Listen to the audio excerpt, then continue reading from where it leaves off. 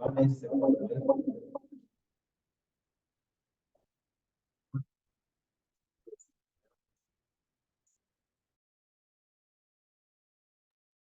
call roll, please.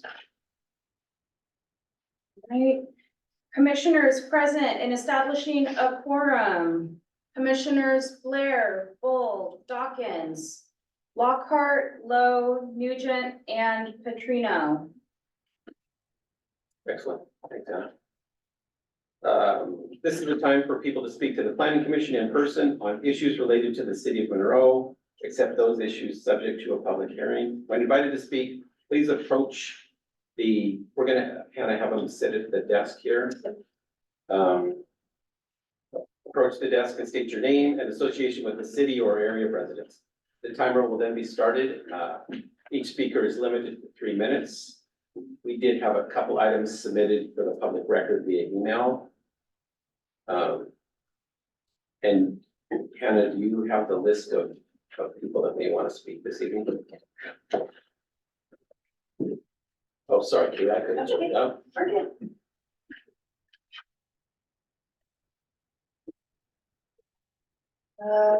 Yep, we have Jamie Dockstader and Jessica Quadri.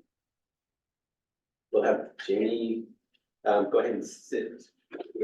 No, well, just up close for us, just so the cameras can Yeah. pick up your voice. All right. Hi, I'm Jakeh Dockstader. I am not a public speaker or a politician, so bear with me a little bit. You guys, if you don't know me, your kids probably do. I own Jump, Rattle, and Roll and Cranes on Main. And so I'm a business owner in the community. I've lived in Monroe, the area, for the last 20 years. I'm a little concerned about the agenda I got today, so, and I might not have all the information. I tried to get it early so that I could read it, but it wasn't posted until this morning. I'm very much concerned about the downtown historic district. The allowable uses in the code do not allow for events, from my understanding, so there is no allowable use for events. And I think most of us know that every business downtown has events of some sort, so we need to know what the rules are, what we're allowed to do, what we're not allowed to do. I'd love to see that updated so that we can have events downtown. I think that's really important. When I read the table that is being updated for 22-22-50, it says missing land uses and add the use of special event center banquet halls in DC and possibly other zones. But it also says it's out of the scope of the cleanup project, and maybe it's being addressed some other way, but I really think that needs to be a priority. If you look at the Imagine Monroe that is also listed on the agenda, it says we strengthen connections through gatherings, spaces, events, services, and community-centered infrastructure. I think events is a huge part of that, and if we're not allowed to have events, that hurts a lot of businesses. I don't know what restaurant doesn't rent out their space for private parties, for private events. I don't know. Even my arcade, we do parties. Are we allowed to do parties? We don't really know. We have the photography studio, they bring in the Easter Bunny. Are they allowed to do that and bring in extra people downtown? If that's not a listed use, are we gonna start getting fined for it? We really need to know what's up. And like I said, I apologize, I'm not a public speaker, but these are some of the things that are hitting the downtown businesses really hard. And from what I've heard from other business owners, they're running into the same kinds of issues. That if we ask the questions, we get hurt really hard. We get threatened with fines. We have people coming after us. I know that sounds really silly, but I can't just go into the city of Monroe and ask if I'm allowed to do something, because then they start looking at what I'm doing. And then they find problems that I don't even know exist. And we need some way to communicate with the city to ask for help. And I think the planning commission is a big part of that. We need to know what's allowed, what isn't allowed in our areas. And I'm sorry, this is really emotional. I don't normally come to these meetings because normally it's not something that affects me personally, but it does affect a lot of us as business owners right now. That's all I have to say. Okay, thank you. Okay. Thank you. Next, we have Jessica. Hi. I am Jessica Quadri. I own the hidden room event on Main Street in the historic building, and I was recently just emailed and told that I can't hold events in my space that are outside of my bakery. And I understood that in February when I got my license, but there's a fine line between like what's allowed and what's not allowed. So the few events that I have done have all been focused with my bakery, have all been people coming there, marketing, doing all sorts of stuff. And so for me, I feel like we need to be, there needs to be clarification of what, like she was saying, what we're allowed to do, what we're not allowed to do. Like I know I spoke to you and, I asked her about we had, I have a client that came, she's a psychic medium, she came to pick up a cake for her daughter's 21st birthday at my location, and when she was there, she did readings on me and a couple of my friends, and then she took her cake and she left, and to me, she's coming there, she's a bakery client, she's coming there to pick up an order, whatnot, and then I was told, no, she can't do that either. So really, for me, I feel like, having meetings with clients and having all sorts of, I do event planning and stuff and I'm allowed to do that, but that includes people. And sometimes that includes large amounts of people, whole wedding parties, everything. And I just feel like I can't have anybody in there. So what is the point of having a space to utilize and a space that I can offer other people to use if we can't even do that, And I've been closed now for a month and 4 days, which hurts me, hurts my family. I have no income coming in. I've had to cancel all things that have happened all last month, all this month, because I can't even book anything for the future because I don't know, what's gonna happen. And I'm not in a position to where I can just be okay with that and keep paying my rent, and my bills there, while trying to also, run a business, a bakery, and take care of 3 kids. So I just need to be, on the same page as her and just trying to figure out what exactly meetings mean and what we can do moving forward to get things approved, because downtown states that they want people to bring in people, they want people to, come and shop down there and do stuff, and that's exactly what my goal was. So, that's all. Thank you. Thank you.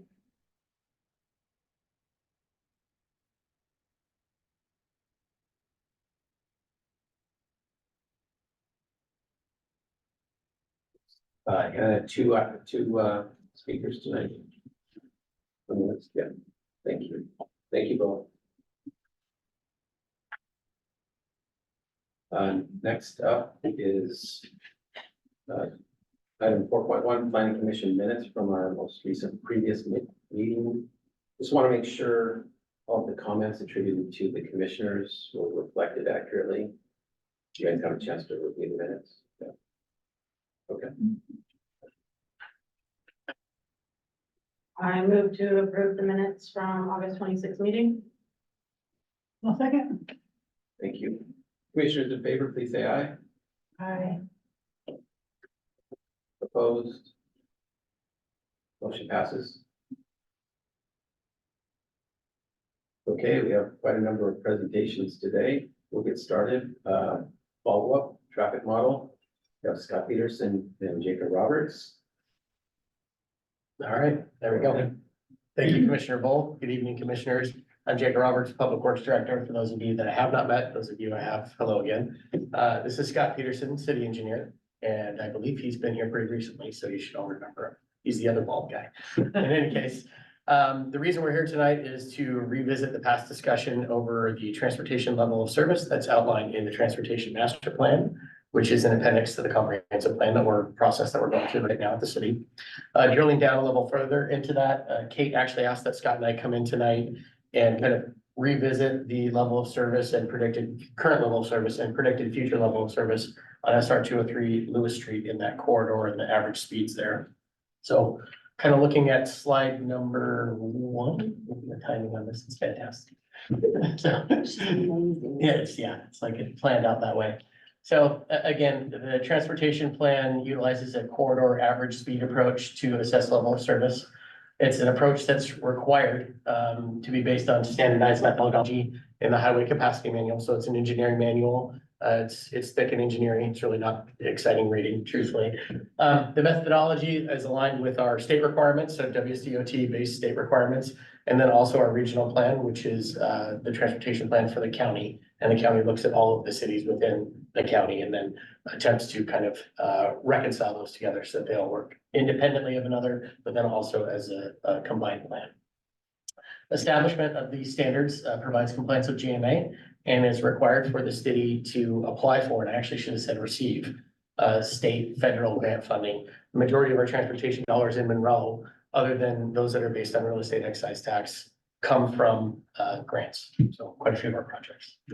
So slide number 2, what does that practically mean? Well, on Lewis Street, the forecast level of service is A through C, depending on what movement one is making on Lewis Street, or coming down from Chain Lake, or going, I guess, north or south, I suppose would be the proper way to say it. That is consistent with what the current level of service is on Lewis Street. Now, there is some degradation in the forecast level of service, but it's within the accepted speed ranges there. So you see like level service B has an average range. Right now, that could be closer to 21 in the future as population expands. And then also as the city does some of the projects that are listed in the transportation plan, that's expected to likely decline some, but it would still land within those levels allowed for that level of service. So Monroe's adopted standard minimum LOS is D for arterials, and WSDOT's adopted minimum standard is F. So it goes from A, B, C, D, E, and F. And again, what that really relates to is delay as a driver. So it really boils down to. So at that point, or at this point, I've kind of touched on the mechanics of it all. We'd like to hear from the commissioners regarding anything that has been discussed that hasn't been adequately attended to, or if we can have a back and forth dialogue about the level of service. Thank you. Yeah, that's great, Brandy. So, as averages work, so you're gonna have a high and a low. So what I think we all see on Lewis Street, which doesn't make sense with what we're seeing for the average, the standards that have come up, is we either see people speeding or we see stop and go traffic. So wouldn't that actually make an incorrect average? Because we're like the median compared to an average, where what you're normally likely to come across is one or the other, not actually people going between 16 and 21 miles an hour. You know what I mean? Like, it feels like to us, what we're seeing for the grades don't seem accurate to what the actual experience is. I think I can kind of answer a little bit of that. I don't know that I can speak to your specific experience. The average is based on the PM peak hour. And so while on the at times outside of that, you probably do see speeding, and I'm sure of it. And also there are times where at PM peak hour, it's going to be slower than the average, which kind of tends to what you're talking about.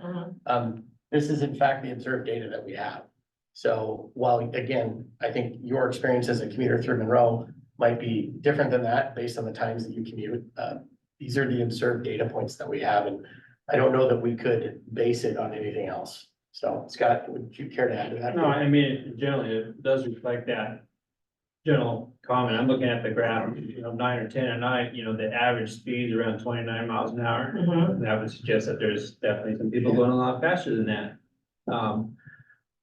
But you can also see the trends, as we would expect in the PM commute hours, you can definitely see the average speed dipping. Everyone's on average going slower at that time. And the data was collected over a couple months. We only look at Tuesdays, Wednesdays, and Thursdays because Fridays, not everyone goes to work. Same with Mondays, and certainly the weekends are just a different story altogether. We also capture it before the school gets out. So we have parent and bus influence on and we just take that. We're taking 24 hours a day data, Tuesday, Wednesday, Thursday, for 2 months. And we take that data set, which is thousands of points of data, and we mash it into math, just run it through the grinder. And the data speaks for itself. That's what the average trend lines were. I do understand what you're saying is when people are going fast, they're going really fast. And then people going really slow. So the average would say it looks just fine. Right. I understand that point, but I'd also would say it'd probably be unfair to ignore the speeding data and only include the slow data. Because then you're just forcing some of the data out and keeping the data you want in. So that's skewing the math. And as Jakeh was saying, you know, this is, I'll call it almost Star Wars escort. This is the engineering way, you know, of how they analyze transportation, the demand on street infrastructure. They plug it in. Sometimes they just look at getting through a signal. We do it, and other cities do it too, but we do it a little differently, where we look at a corridor and see how long does it take to travel through that corridor. And it could be a 2 or 3 intersections in a corridor. And we grade it that way. So if the posted speed limit is 25, but on average, people are going 21, we're still thumbs up. This is a grade A corridor, you know, but as we watch the average speeds dip from what the posted speed is, then we start to degrade their score a little bit. And I don't want to oversimplify it, but when it gets to be too terrible of a score, we got to do something about it. So to speak. Your So, explanation has helped me, thank you. So for the, Hold on, we'll get Carla first. I'm not getting it to come up on my reading on here, but, if I remember correctly on this, didn't it specify a certain time frame? I wanted to think it was either like 4 to 6 or something like that, or 3 to 5, something like a 2-hour time frame that these numbers were based upon. I could be wrong on that, but that's what I thought I remembered. well, you can imagine, we have a 24-hour time shot, you know, snap of the whole day, 24. And so during the nighttime hours, the data's anything too fast, people driving too fast, but we in the transportation industry know that the evening commute hour is the time of the day where if the road's going to fail or get at capacity, it's going to be 3 to 5, 4 to 6, somewhere around there in the PM peak hour is what we like to call. And that's what we focus our demand on. And so, with that data I shared with you for the Lewis Street corridor, there is definitely, especially coming into town, there's a definite, you know, in speed around, well, it's 3:30, 4 o'clock, all the way up to about 5:30, 6 o'clock. That's when the big slowdown is occurring. We all can appreciate that data. Yes, I would agree. It's slow during that time of the day. So we focus, as transportation engineers focus on that belly, that 4 to 6 PM afternoon commute. That's what we zero in on. That's what I thought I read, that's why. So I think to also, so you're correct, Yeah. but to reiterate also, this standard is a national standard that is then a state standard, that is then a county standard, it is a city standard. So even if the city wanted to do this differently, there are 2 ways to do it. We can measure the delay at the intersection, or we can measure the delay in the corridor. The impacts of those we analyzed early on, and the commissioners actually reviewed the first version of this. They do result in different projects that come forward. In this application, it likely wouldn't have a large difference in level of service standard for this corridor, because that intersection is the major impediment in the corridor. So the corridor level of service analyzes the intersection and the average speed. The intersection level of service just analyzes the intersection. And we didn't think that was a better measure, right? So rather than just looking at one thing, we looked at the whole thing. So I just want to interject, the memo that was prepared based on your previous, that's actually in your agenda pack. It's unfortunately not, it's like the 3rd bullet down, and it has 3:30 to 6 is the PM peak hour that's measured. I also can't hold mine. Yeah, nothing's opening, so. Back it out into the agenda, or not to the agenda, but that packet instead of the agenda, maybe.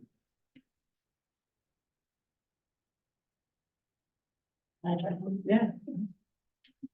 So try this one again. Okay,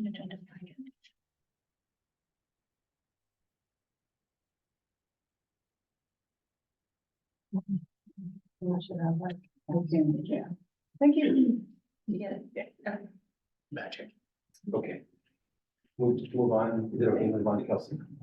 For the projected of 2044, this was like very similar. How do you get the projection? Because there wasn't like pretty much any difference when we're trying to like up our population by 25%.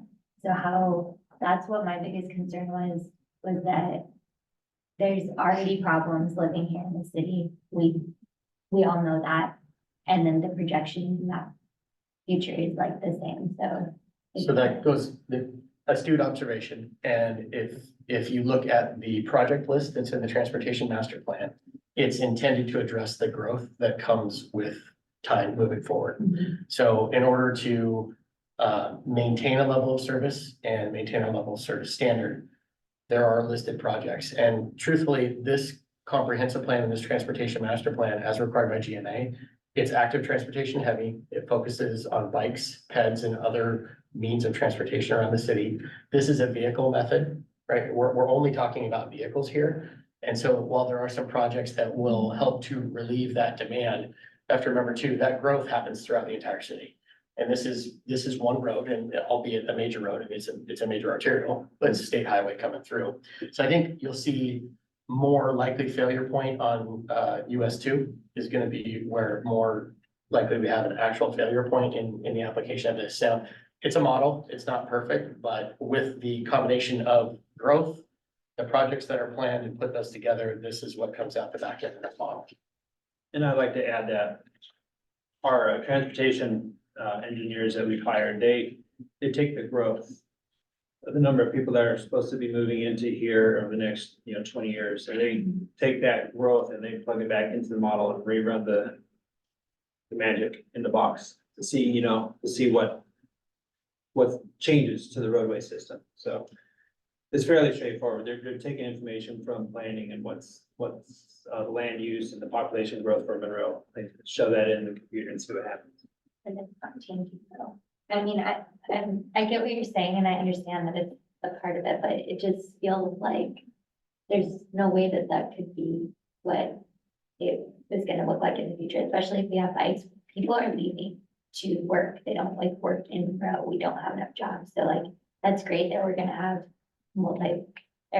different types of transportation, but there's still gonna be that problem during those peak hours. And Friday can't really be ignored because of how much traffic goes through Sultan and Gold Bar for the weekend. So it just feels like, I don't know what we can do or where we can go from, because you guys have been here 3 times. I'm not sure what the goal would be to change it. It's just that it's really concerning for like our future on growth and like our roads being backed up.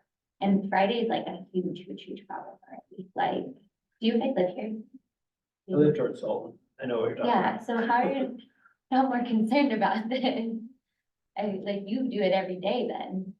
And it's like, it's really bad. So I'm not just talking about Lewis. It's like, yeah, Highway 2 is already went out of sea. But we can't even do anything with that because it's a highway. So I don't know. Thank you for coming back. I'm just so concerned about the like 2044 projected numbers.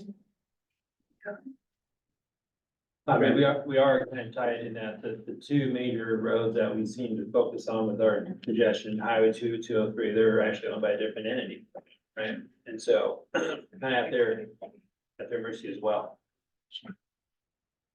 One of the things also that was on, I think it was one of your guys' info is like, both those routes are transport routes for shipping or like, what do you call it, the merchandise? Great. Yeah, and so that is actually makes those, like Highway 2 in the daytime is actually busy with that type of thing. And so the nighttime peak hours, anyways, I guess my follow-up to all this is, so in 4 more years, do we relook at all this stuff? Or also if something does fail, like obviously we'll start getting complaints and then we would look at it again, right? It's not shut the book for 20 years and just hope that we did it right? We're That's gonna correct. revisit it. Yeah. And then, I guess, is there any way would Monroe ever think of changing their level of service, adopted minimum standard? Would that? So that's a really thoughtful way to look at it, right? And so the impact of that is, it's significant. And the reason why that is because we don't get to choose a different level of service standard for these streets than we do for every street. And so what ultimately results out of the back of that model are projects that might not be what the community wants. And I, just from personal experience, having been here my entire life, can't afford. So that's really what the ultimate thing is. And then as an aside, I think you as planning commissioners understand that transportation and impact fees impact development and opportunity for Monroe in that they translate directly to costs for development. And so it's a fine balance between trying to achieve a level of service standard that meets the community's expectations and also developing a transportation system that is adequately sized. And so it's definitely, the scales doing that. So see your point. Want to make sure we get to anybody online that has a thought, comment, question.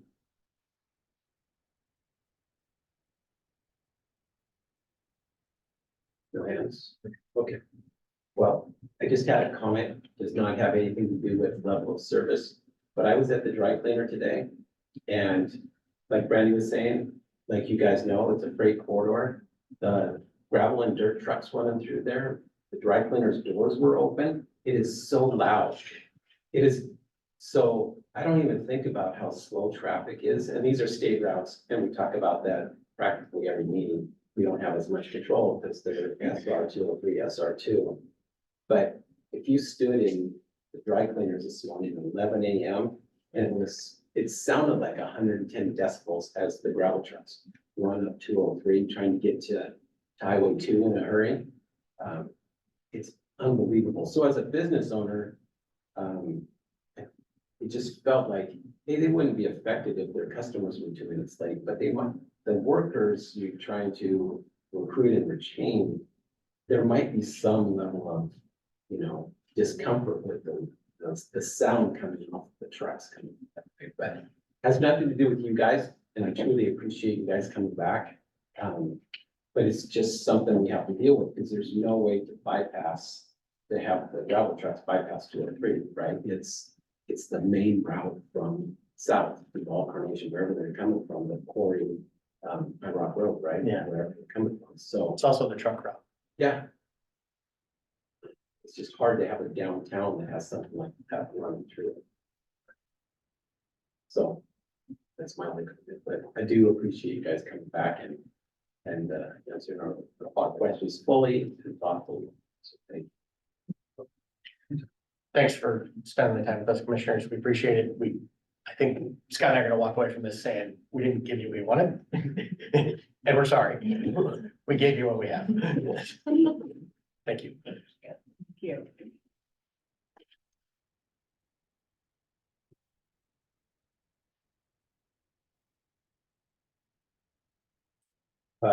Item 5.2, Proposition 1, Monroe Parks and Public Safety Service. We have Deborah Knight, our city administrator, for this.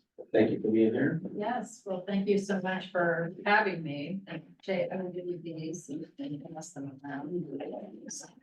For members of the public. So, happy to provide more of these if you want to pass the word around. Sure. Extra.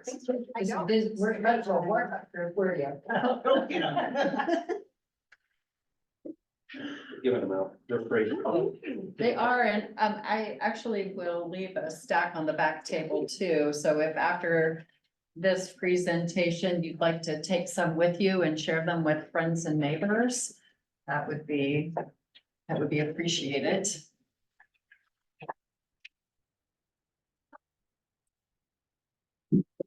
So thank you for the opportunity to just share a little bit of information this evening with the Planning Commission. We are trying to get the word out and educate members of our community about Proposition 1, which is going to be on the November ballot.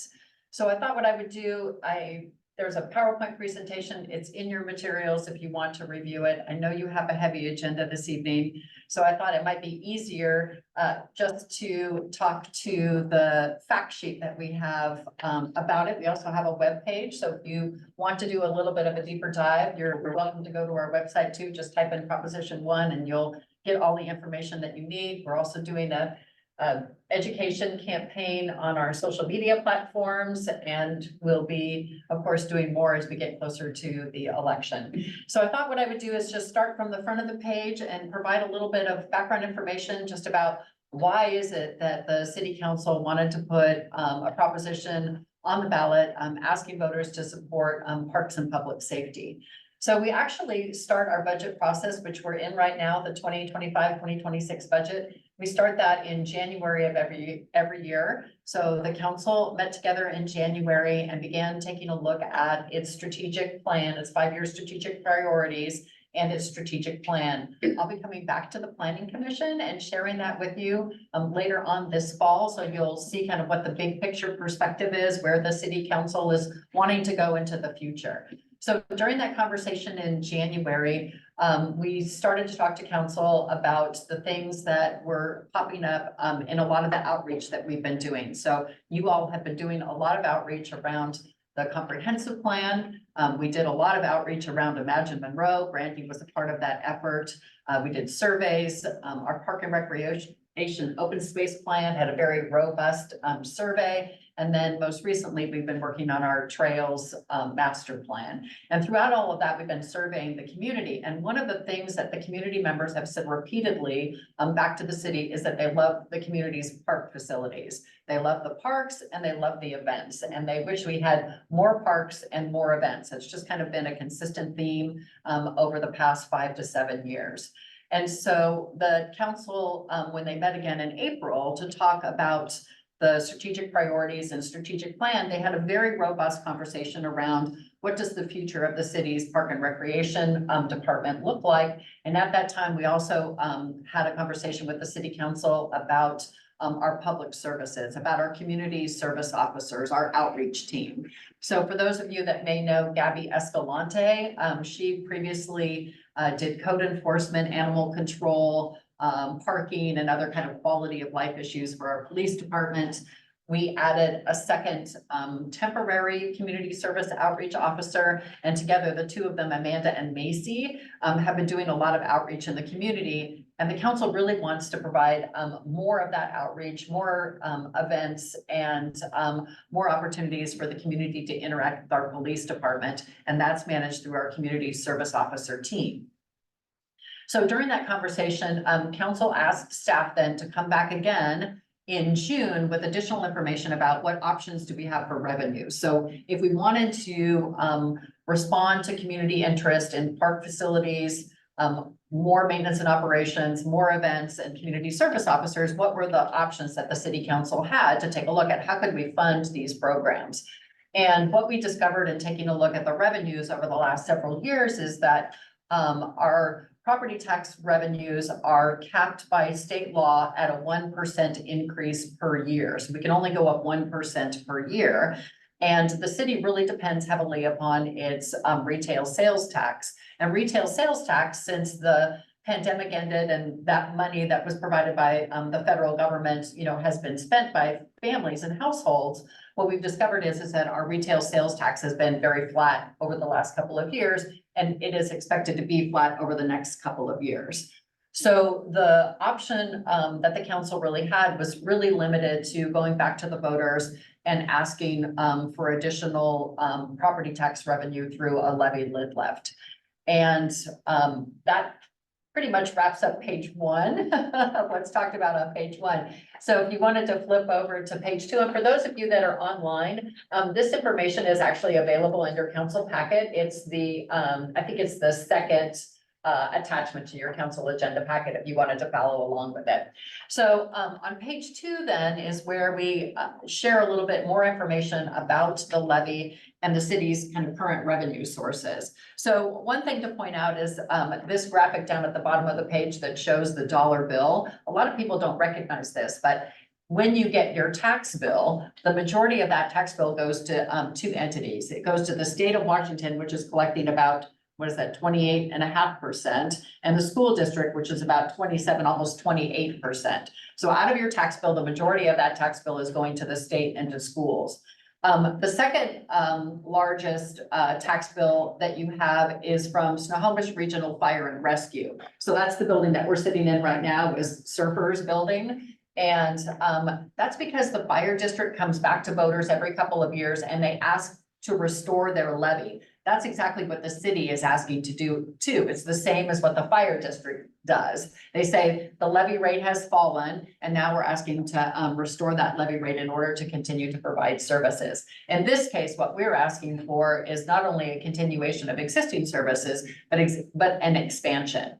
And so what we're asking for is 22 cents to raise the levy by 22 cents. That's about $10.84 per month on the average household. And that would fund additional maintenance workers in our parks department to manage the growing number of parks and recreation facilities that we have, and to support the growing number of events that we have too. So all of those city events that go on, Belonging and Pride and Juneteenth, the events that happen over at Lake Ty, all of those events take our park staff in order to do it. And we actually have so many events now during the summer months that it is literally burning out our staff. They just don't have enough time, you know, in a 40-hour work week. And so we're asking them to do overtime in order to assist with those events.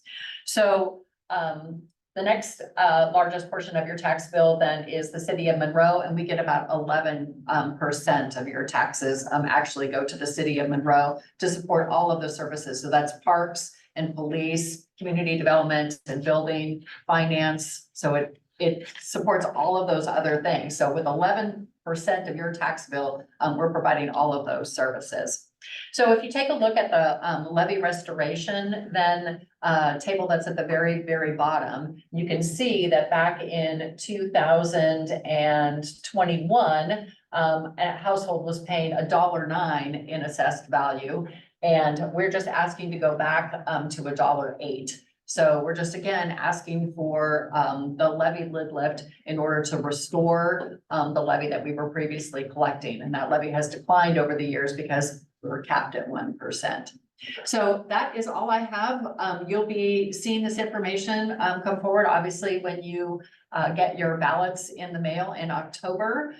We are available, myself and others are available to come out and talk to homeowners associations or service groups or whatever group you have that might be interested in sharing this information. I think really the request really speaks for itself, just so long as people understand. So when they get their ballots, they see this and they know exactly what it is all about. And they're not trying to figure it out, as I sometimes do, you know, the night before the ballot is due and you're frantically trying to look information online. I see a lot of head nods going around. It's like, who are these judges? I don't know. You know, and you're looking, but this information is all available on our website and we would really like to get the word out about it. So I'm available to answer any questions. You wouldn't mind taking questions? I have Bob Petrino. Yes, exactly. Absolutely. I am, you know, I don't think we're supposed to be politicking, but I'm in favor of this because I believe that there's a direct correlation between our quality of our parks and the availability of recreational facilities and public safety. It's a very, very tight correlation. And I agree that having good quality, modern, up-to-date, safe facilities for recreational activities is important. But what I don't see anywhere, and I haven't seen it because I've looked for it, is anything that we do programmatically for recreational activities, particularly for youth and teen programming. I don't see that. So do we not provide that from a city? Do we let the YMCA and the Boys and Girls Club do that type of recreational programming, like after school activities, sports leagues, team programming at the high school and at the middle school? Where does that come in? Yes, and great question. And to your point, that is absolutely where that service is provided. So the city does actually contract, for example, with Skyhawks for all sorts of summer camps that happen at the city. But the other recreation activities for teens and adults happens through the YMCA and the Boys and Girls Club. And the city and the YMCA worked very closely together when the YMCA first came out to the city of Monroe. And that was the reason why the city initially contacted YMCA along with community members, was to be able to bring those services into the city of Monroe. Thank you. A couple of things. On the sales tax revenue, I noticed like when I was looking, to be part of the city government of Monroe and stuff, and I was seeing that, but I know it's not just Monroe. I know it's all over the place. But I've talked to a lot of people in the neighborhood area where I live here in Monroe, and everybody goes out of Monroe for everything. And I think we need, I know that, not this is totally about, but I think we need to start trying to figure out how to keep people to spend their money here, so our sales tax revenues will go up, which I think will help so much. It not only will help our businesses, it gets people involved, with people feeling like they're part of something, they care. And I just really feel like we need to try to figure out some way to keep people's money here. And my second thing is, I haven't done a lot with levies in, when I've been part of other things in other cities, but I've done a lot with bonds. And I'll tell you what I really, really like about this, is it spells out exactly what this money's for. You know, reading through the reading and it talks about, you know, for the park and recs and for the police department and stuff. And I thought that was great. It shows you exactly what they want, where the money's gonna go. And I've dealt with a lot of bond things that it's not spelled out like that.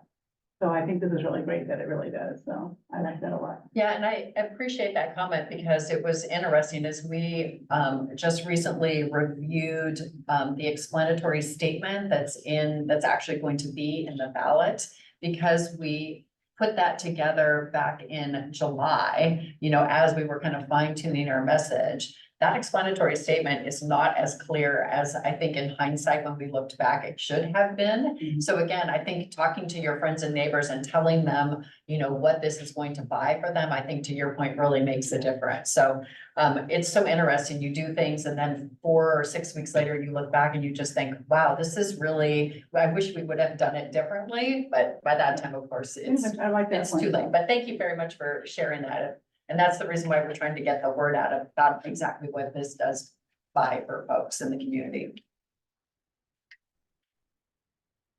Any other questions? I'll just have a comment, kind of on what Carla was saying. I mean, there is, you know, there's Choose Monroe. It's like a logo that is, I think partially by the chamber. And then there's also just nationwide campaigns for people to try to buy local. And this is a good example of why that matters, because when you are spending your dollars outside of your community, it could be affecting your quality of life. So, and I know one of our Imagine Monroe goals is, you know, have everything that we need here. And if you do look, we usually do pretty well have a lot of what people need when they're not trying to, you know, go to Costco.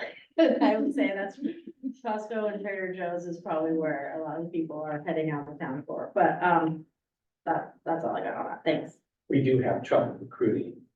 Because we've talked about this for years and years about everybody wants Trader Joe's. The city would love a Trader Joe's, but sometimes, you know, Trader Joe's has certain, you know, criteria before they're located in the city, right? That way. That's absolutely right. And I think you had a couple of comments from members of the public who feel similarly, which is what can we do to ensure that people can stay in Monroe for all of their needs? And I think it's something that we continue to try and accommodate those businesses so everybody can have a place to operate here in Monroe. But there are incremental benefits or changes that have occurred, like Coastal Farm and Ranch.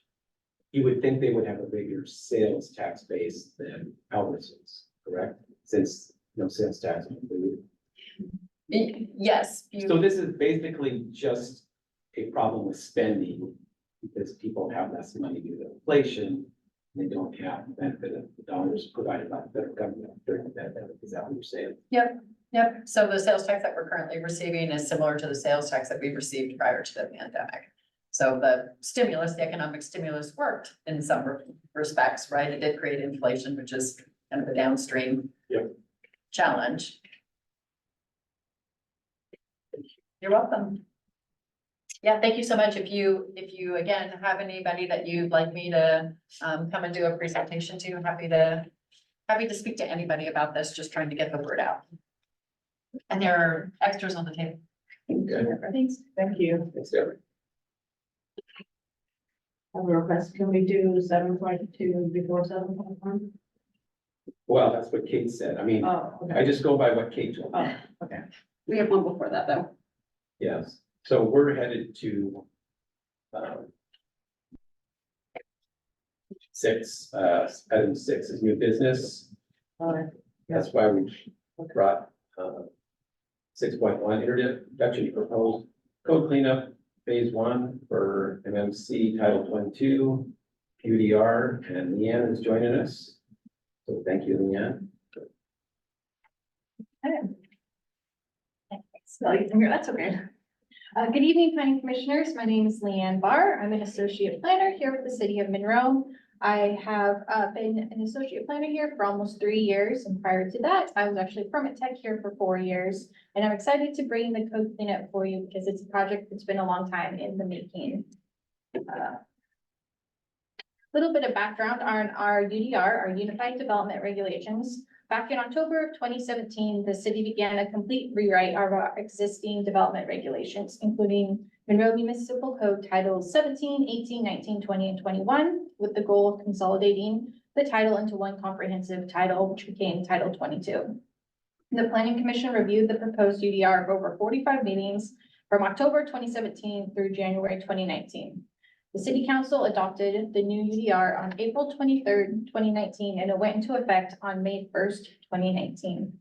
My excitement with this project comes from during my time as a permit tech, I was also the Planning Commission secretary. So I was here with the Planning Commission through all of our meetings. Many of them actually took place in this building because we were going through a remodel at City Hall at the time.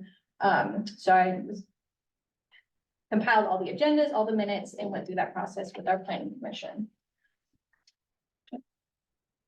So how did this happen? Why do we even need a code cleanup? Well, Title 22 was a completely new code. It was written from scratch, and it was always anticipated that we were going to need updates as we were working through the process.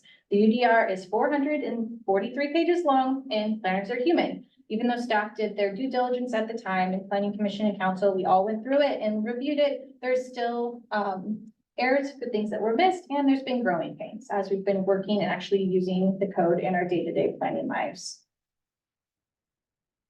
Our process in the code cleanup. So starting immediately after we adopted the code back in 2019, staff started a spreadsheet where we kept track of changes or issues that arose with the UDR as we were using it.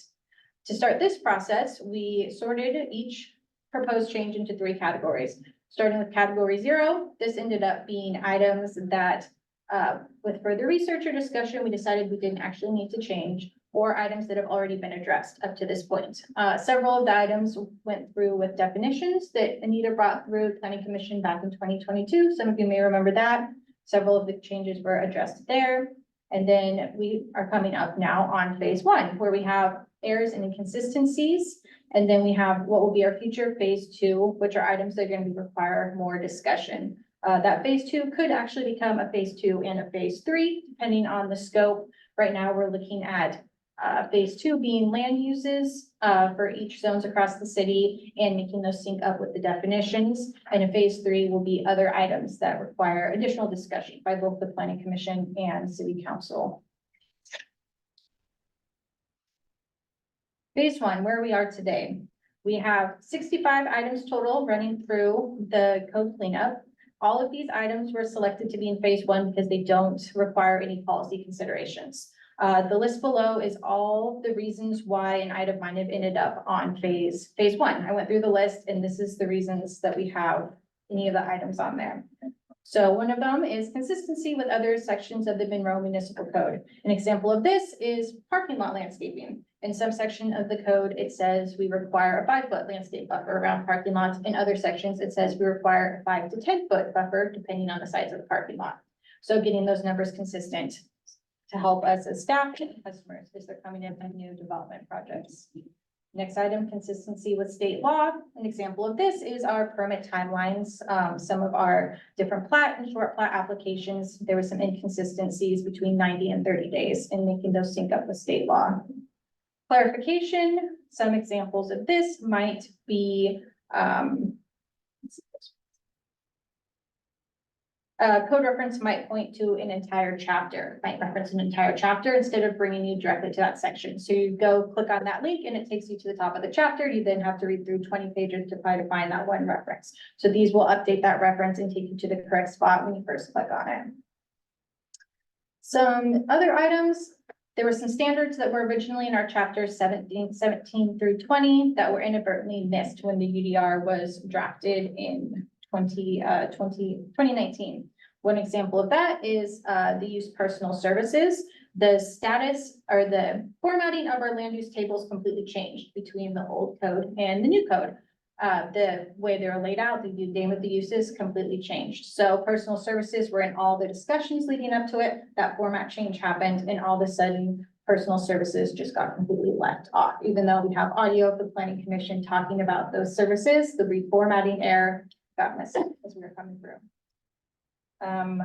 Let's see, some errors when we're using chapter 22. A good example of this is driveways are listed under only being able to encroach into setbacks up to 2 feet. Well, the driveway is only good if it can go all the way to the sidewalk, right? So taking off items like that, as we're using it, like, wait a minute, this shouldn't be here. Missing sections of code, copy and paste errors, kind of the same thing. One example under our binding site plans, it says, here's a list of projects that would fall into this category, semicolon, and it ends. A list didn't get copy and pasted over. So we're taking that list that was in previous code and state law and updating it into chapter 22. And then we just have some Scrivener's errors, just items, apostrophe S's, that kind of thing. So this is a snippet of the first attachment from your agenda roll packet. This is the spreadsheet I've been talking about. So it's kind of hard to see on this one, but maybe you can zoom in on your iPad if you need to. So second category from the right, you have that category and you can see that these are all sorted 0, 1, and 2. Those are the phases that I talked about earlier on. And all the 0s and the 2s have been grayed out for the purposes of this project. They're not going to be addressed as part of the phase 1 cleanup. All the items that are highlighted in the grayish blue color are items that have been included in this phase 1 cleanup. The next attachment in your agenda bill takes out the phase 0 and 2 completely and just lets you focus on that phase 1. So how are you going to use this spreadsheet? As you're going through all the chapters, this is a huge agenda bill, you'll see all the actual edits that have been made to the chapters. And each edit has a comment number associated with, and that's going to be your left-hand side column. So you can see, for instance, let's look at number 51, second one down there. We have the staff member that identified the issue originally. We have a code citation. We have text as it exists right now, proposed edits, and then a reason for those proposed edits, and then some notes if we needed them on the far right-hand side. So in this example, we just needed to add the word applicable requirements. It's consistent with other sections of the design standards, and it makes it more clear as you're reading through and working on a project. Back here. So my intention was not to go through every single item since there are 65 of them on here, and none of them are meant to be policy considerations. However, as you guys are reading through this, if you have any questions, or if anything, you want a little explanation on anything, I'm more than happy to work through that with you. Next steps. So today we're here just for an introduction and a workshop. Next time I was originally planning on coming back to see you was for a public hearing on October 14th. But we realized that the agenda bill didn't publish properly over the weekend, so the attachments weren't available over the weekend, so they weren't available till this morning. So I wasn't sure how much time you guys had to review, so it sounds like I might be coming back next week as well to join you after you've had a chance to look through that spreadsheet. And then from there, I'll take it forward to city council for an introduction at P3, another public hearing, and then our second reading and final action. The goal is to hopefully have this done November 26th of this year, before the end of the year rush. If not, we can push that back to first quarter of 2025. But like I said, this is a project we've been working on for almost 5 years, actually for 5 years now. So we're excited to move forward and get it all cleaned up. And I'm happy to answer any questions you have, anything as you're looking through that kind of jumps out at you. Are we allowed to ask questions? None of this. I have a question. So it seems to me like this is pretty neat for us because you guys have already been using this, right? And you're telling us these are the improvements that are needed because through the use, we found that this is a problem or needs more clarification. Yes, that is exactly correct. So this is like a way easier lift compared to what they had originally gotten done. Yes, absolutely. Mhm. But I want to provide a clarification though, that this is, there were errors, it's more in that bucket, it's not, oh, we heard, like you heard earlier this evening, there's this use that we really want, but it's not there. That is not what this is. This is These are fixing things that, That's yes. exactly. Oh, and if you've done Kate's. Yeah, yeah. And I will address it. I might have overheard a question. I started editing these chapters, I believe back in June, and Amy had done some prior to that. So for instance, the downtown commercial chapter is not gonna have the changes that Amy's been discussing. When those get finalized, I'll go back, take her finished chapter, and then lay these edits on top of that. So anything that is currently happening right this second might not match up just because these edits were in process before that, but those will lay on top of each other when we're done, and those should be ready by hopefully by public hearing. Yeah, so, and clarification, so timing is everything, right? The downtown commercial, those have been in process, that's on an expedited track to be done by the end of October. Leanne's work will go into November or December, and so they'll get approved in code publishing as they're adopted, and code publishing will say, wait a minute, you just changed this, I don't understand, and so we'll say, this is the correct addition, so it's not getting eliminated as the next round of corrections is coming through. Which is really important because it gets confusing because you're gonna be seeing more code amendments coming soon. Just to kind of clarify, so I understand, okay, so I understand your spreadsheet and, Yes. and all that. Mhm. So you're going through, or probably more than just you, and making those corrections, correct? Yes. So on our side of it, are we just double checking? Are we, I mean, what's our side Yeah, of it? great question. For the most part, because there's no real policy considerations, that would be what you were looking at right now. And one item I didn't touch on is kind of, I said I researched these, but what does that mean? I went back through and took the spreadsheet and went back and looked at the old municipal code, if that's where the change came from, had to find where it was in the new code, figure out where it matches up in the new code, and then put it back in if that was the case, or go find it in state law, make sure that wording makes sense for our code, put it into our code. And when in doubt, I went back through the planning commission audio and listened to the meetings to find out what happened. I listened to hours and hours of planning commission meetings to make sure that if there was a question that that could be answered from those meetings, that it was. And so if there was like the 5-foot landscape buffer, which one was the one that planning commission meant to put in there, I would go back and listen to the meeting and be like, oh, they really meant 5 foot for smaller parking lots, 10 foot for bigger, let's make both sections match that. So that's where that research portion is coming. Yeah, but to get back to your question, Carla, the way our code is written, in order for a code amendment or a comprehensive plan, the process is outlined. You are the body that has to review the work. And so this one isn't so much fun like the comp plan or future code amendments, because it's pretty cut and dry. We're fixing things. But part of our process is if you see an error or you have a question, this is the opportunity, and you are the body that holds the first public hearing. The way our code is written for code amendments, zoning code changes, and comp plan, you will hold your public hearing, you will make a recommendation to city council will hold a a separate public hearing, and then they are the ultimate decision maker, but it's part of the process we need to get through. Right, I just want to clarify, so we're just reviewing and checking for if there are other errors or, right? But but for newer commissioners, if they have any questions or need a clarification based on past commissions, they can email me. Yeah, absolutely, absolutely. So we would go look up this code and make sure these changes are.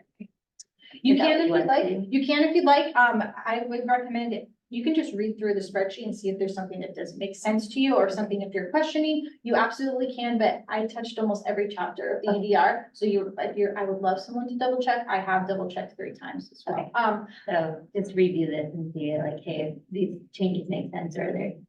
Yes, that would be my first round of attack. There is one change to chapter 5 for sexually oriented businesses, and that is just to make it match section 22. It looks like that chapter mentions both light industrial and commercial zones. And in our zoning map that's been adopted, I actually went back and found the code amendment for that as well. It looks like their map changed and the wording just didn't get updated. Those businesses are only allowed in light industrial right now, so it doesn't make sense to list general commercial. So it's not a change, it's just making them sync up. So if you see that on the agenda bell, that's the one change from that chapter that was included.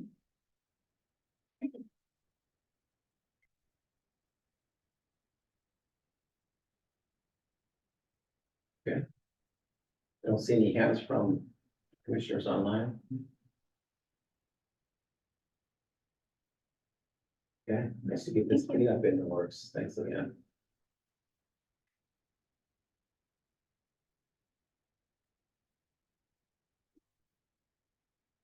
So old business items, Kate's gonna help us with both those. So we're gonna do 7.2, proposed code amendments to Monroe Municipal Code, chapter 22.22, downtown commercial zoning district.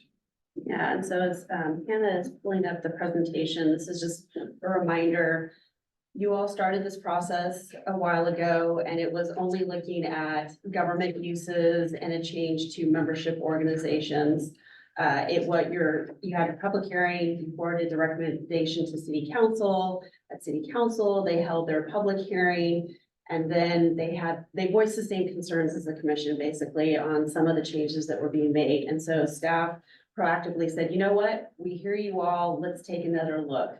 During that process, new information has come to us that since you're already looking at downtown commercial, can you add a few things? And so as we get started, just a refresher of the colors on the map. The yellow is the neighborhood zone, generally residential as it sounds. The dark brick color is the promenade, but it's only the first floor along Main Street. Then downtown or historic Main is the second story above the dark brown, and then everything else in the orange. And then the mustard color is the east downtown zone. So there are 4 technical neighborhoods in the downtown commercial zoning district. Next slide, thank you. So again, this is where we started, and during the process of review, there was a request actually to add police stations, and this needs to be footnoted because it was not a full police station. There was a request for a smaller station, so that's why that was added. Next. And then membership organizations, where we started is it was originally just the historic, or excuse me, the promenade was accessory. That was going to change to conditional. Concerns were raised, and so the new proposal is to eliminate it from the promenade and make it outright permitted in the historic Main and East Downtown. And again, Amy was kind enough to add the accessory definition for you. So this change would eliminate from the promenade, so that's the first floor on Main Street, and make it outright permitted in the historic Main and East Downtown. Next. Visitor center is yet another one. We don't have that anywhere in our code. We never had that in our code. The reason this came up is the Chamber of Commerce, they operate a visitor center. Today they are on Lewis Street, but there's potential they might want to move on to Main Street. this is a type of activity that brings people into the downtown core. One thing we continue to hear is that that promenade, that main street was really envisioned to have activity morning, noon, and night. And so we are recommending that this be in the historic main, the east downtown, and on the promenade, because it is a pedestrian generating type activity. So the new request is to consider it as a permitted use, and here's the definition for you. Slide. Thank you. The next one, which you heard earlier this evening, is the city of Monroe does not have a definition or a use for banquet halls, meeting rooms, reception halls. The last time one was permitted, it was done through an interpretation before the code changed in 2019. And so what we're recommending is 2 categories. If you have a small one, about 49 people or less, it would be outright permitted. If it is 50 or more, you need to get a conditional use permit, and the difference is based on occupancy with the building code, as well as the extra impacts that you could see with a large gathering. So in this one, we are not recommending they be permitted in the promenade. Again, the concerns that we continue to hear that that is not necessarily the use that was being envisioned for the main street.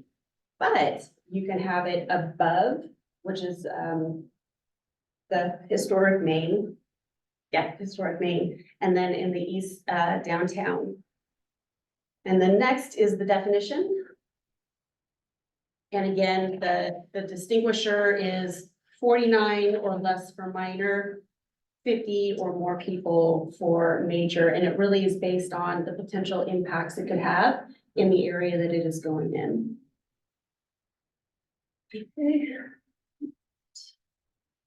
And then just a reminder, the other concern that we heard, which is somewhat moot if you choose to move forward with staff's revised recommendation for membership organizations, is conditional uses. Actually, it still applies because of all the government uses. There was concern that a conditional use could go in, but it might not be open every day of the week or 5 days of a week. And so originally we were looking at, well, maybe we should just have a footnote condition that a business has to be open 5 days a week, some number of hours per whatever. And it was decided that that really is not enforceable. And so we really wanted to look back at what are the conditions in a conditional use permit. And one of the things in there does talk about how it's compatible. And so we feel that for the conditional uses, the applicant will already have to show how one of those uses that goes in on the promenade would be compatible with the adjacent uses. Again, the intent of promenade is to increase pedestrian activity. Next slide. And then the process is you have to get a conditional use permit. That is a public hearing in front of the hearing examiner, who is like a judge who hears your case. We have to notice all parties within 500 feet. The decision is posted in the paper, and then it's reported against the property. Oh, sorry, this one you can skip. That's not ready, that's for the public hearing. And so here's the tentative schedule. Amy will be taking this to the Economic Development Advisory Board on September 12th. She has tentatively scheduled this for a public hearing before you on September 16th. Then she'll be taking it to the City Council, public hearing. I actually think that's in October. So the goal is trying to get this finished and wrapped up in October. We've been working on it for a while. So with that, I open it up to questions, comments, concerns. Good, with Brad. So we have to get back with And also, Lance is also online if you have questions too. Yeah. That's great. Can I go back to the slide for the banquet halls and meetings on the areas that it's gonna be permitted and conditional use? So, you know, I've mentioned before, I know we've been trying to get the downtown promenade to be this walkable place where all these businesses wanna be and stuff for what, 8 years, 10 years, and it still isn't quite happening. So one of my thoughts is maybe it's too restrictive. And so what I would like to see here is where you've got conditional, permitted for the minors. Add to the DTP, conditional use for banquet, meeting halls, reception halls, those do bring people. That's like a place that if someone maybe's never even been to Monroe, they're gonna show up at like the song place downtown Monroe. That's happening all the time. It also brings people that then are walking around downtown day or night and visiting businesses that are down there. So, I would like to see more of possibility of it even being on the promenade for, a conditional use. I want to make sure we're reading you correctly. So you're saying the minor only as a conditional use in the promenade. I wouldn't be opposed to a minor or a major. I mean, if you guys remember it wouldn't be still available. It's not on the promenade, but the Eagles Club used to be a huge place where's now the song. And if, I don't know, there's places like that, I'm for them. So I see a conditional, if they could prove how it wouldn't impact and it would still bring the goals of the promenade, I wouldn't want to limit it to not being able to do it. And you've thought through the parking for the major, I mean, the parking is something people complain about like every day, all day. right, but All right. people in Monroe aren't used to having to find a parking spot at all, so they don't want to walk more than half a block. And I think they'd have to sell that in their conditional use permit, how they would be able to make it work. Kelsey, I think I was out on Saturday and a wedding was downtown and I saw, I don't know when they left, but they were in multiple different areas, like for a barrel. They like spread out through the whole downtown corridor after leaving that wedding. And there was it was very lively, I would say.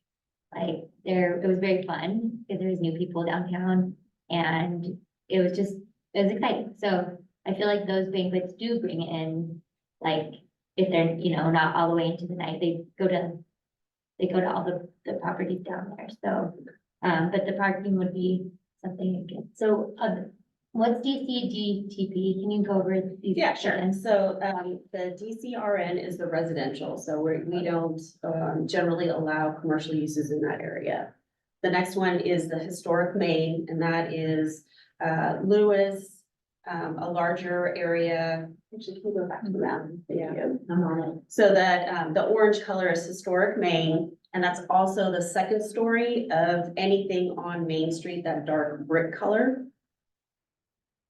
And then the east downtown is the mustardish color, and that really is a mixed use designation. Yeah. Sorry, one other Sure. thought though. So for the residential, I mean, there actually could be some properties, you know how right now, all of Main Street being like, people could have a business or a home there. They're actually, Kate's Tea House used to be right on Main Street, and that was a meeting / reception banquet hall that you could rent out. There are other homes that would fit into that same idea that someone could turn into, on downtown Snohomish, they've got like a few places where you can have weddings. They've cleared out the inside of the entire home and put like hardwood floor and a stage. We're actually trying to invigorate these ideas that we've had for years. A conditional use might actually work for a residential, for a minor banquet hall as well. Is there a consensus on that? I agree with that. And if we wouldn't do it down here, where would these things go? They just wouldn't be in the whole city. So they don't exist at all right now. Right. And so, because the concern came up around the uses downtown, and we're already looking at this code, this is gonna be our foot into trying to look at this as a permitted use throughout the city. Mhm. That phase 2 that Leanne was talking about, we will be getting to that at a later date. But again, because we're already looking at the downtown code, there was an opportunity, and we figured we just bring it to you for your consideration. so I just want to say I would not be in favor of conditional uses and what we designated residential, just the impact on neighbors. People that live in the commercial areas of downtown may expect commercial uses, which, banquet meeting sometimes is. If you're in a neighborhood, I don't think you expect to have, 49 people next door. Except if you were to live on Main Street, which is already retail and has commercial and homes throughout. Wouldn't we only be talking about these residential neighborhoods? On the downtown area, right? We're not talking about any other outside of that right there, right? That's correct, but the residential currently, the items, the areas that are in that light yellow really don't allow any kind of, commercial use outside of a home occupation. I'm not sure if that's how I do remember the tea house, I'm not sure if that's how that was done, but once you get past Madison, the mixed use is along Main Street. It's just these areas, were designated to be protected for residential use. So maybe my idea then for the same, keep with the promenade, but maybe like taking his comment in. So where we have the mixed use down Main Street, that would be a future conversation that I would probably recommend. That would be where I would see, I would ask that we would bring this back up for conditional use of banquet halls at that point. Not in this downtown area. Who's next, Carla? There's one, Melanie's got one too. Oh, yeah. Thank you, Melanie. You're next. Hello. A couple things because I can argue all of the cases of this one. Quick question, is the old district office, that's technically in the East Residential, right? You're talking about the school district? Yeah, Yeah, that's in the east downtown, which 'Cause is. oh, go ahead, mixed sorry. use. Yeah, it's so a mixed- like, I apologize. I'm not trying to interrupt you. So like that's one building that I think of in my head, like long term. I mean, there's no plan for that right now, but maybe there is. It's owned by the school district, and the school district is not in the business of operating like a meeting banquet hall area. However, if somehow that were to change, then like that's a building that if you were to completely redo it, maybe that's a good spot for something like that. So I'm sitting here thinking, I mean, maybe it's worth looking into. But then I also remember like I've attended several events at Song River downtown. And I think it was the hospital fundraiser, and I don't go to that every year, but I went to it I think a year and a half ago. And there were so many people that were attending that they actually had a shuttle service that they put in place. So people were parking down at the Wagner Center in Frank Wagner, and then being shuttled over. So like parking is an issue downtown for something like that. And so like I said, I could argue really either way. I hate to restrict, which is why I think maybe a conditional use. I apologize for the dog in the background.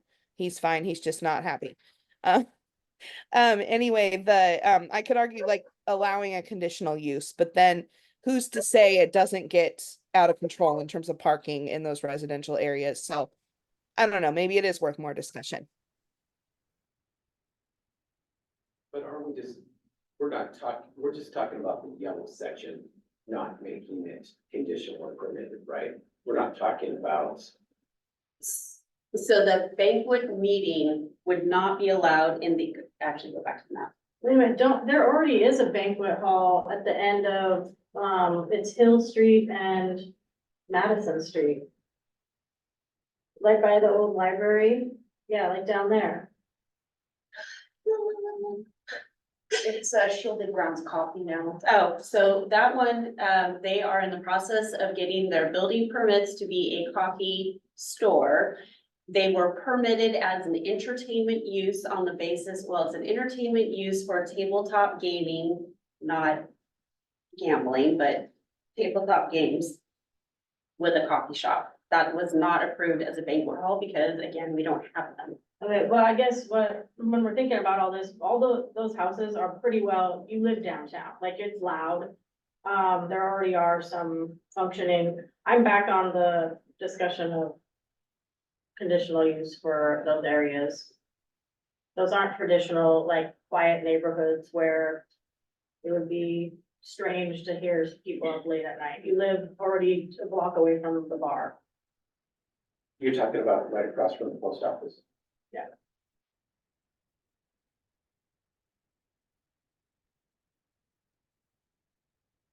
And that one is zoned residential. It is.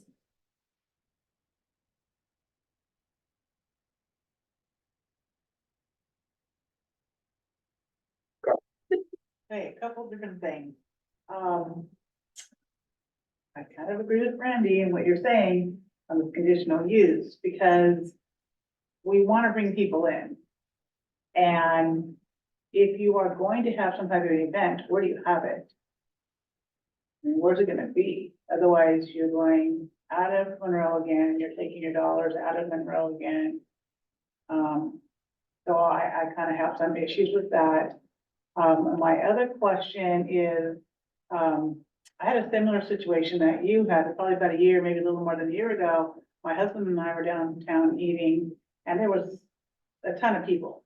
There were several businesses that had a ton of people. We kind of were watching this because it's like, this is different. And then we could kind of say, okay, some of these people know each other, not everybody. So then I finally asked somebody, and there had been a wedding. And so they were all downtown after this wedding. You know, some were having drinks, some were eating, some were whatever. It was nice to see, but now that's not a planned event downtown. So that fall into that category. So, actually, that question came up earlier.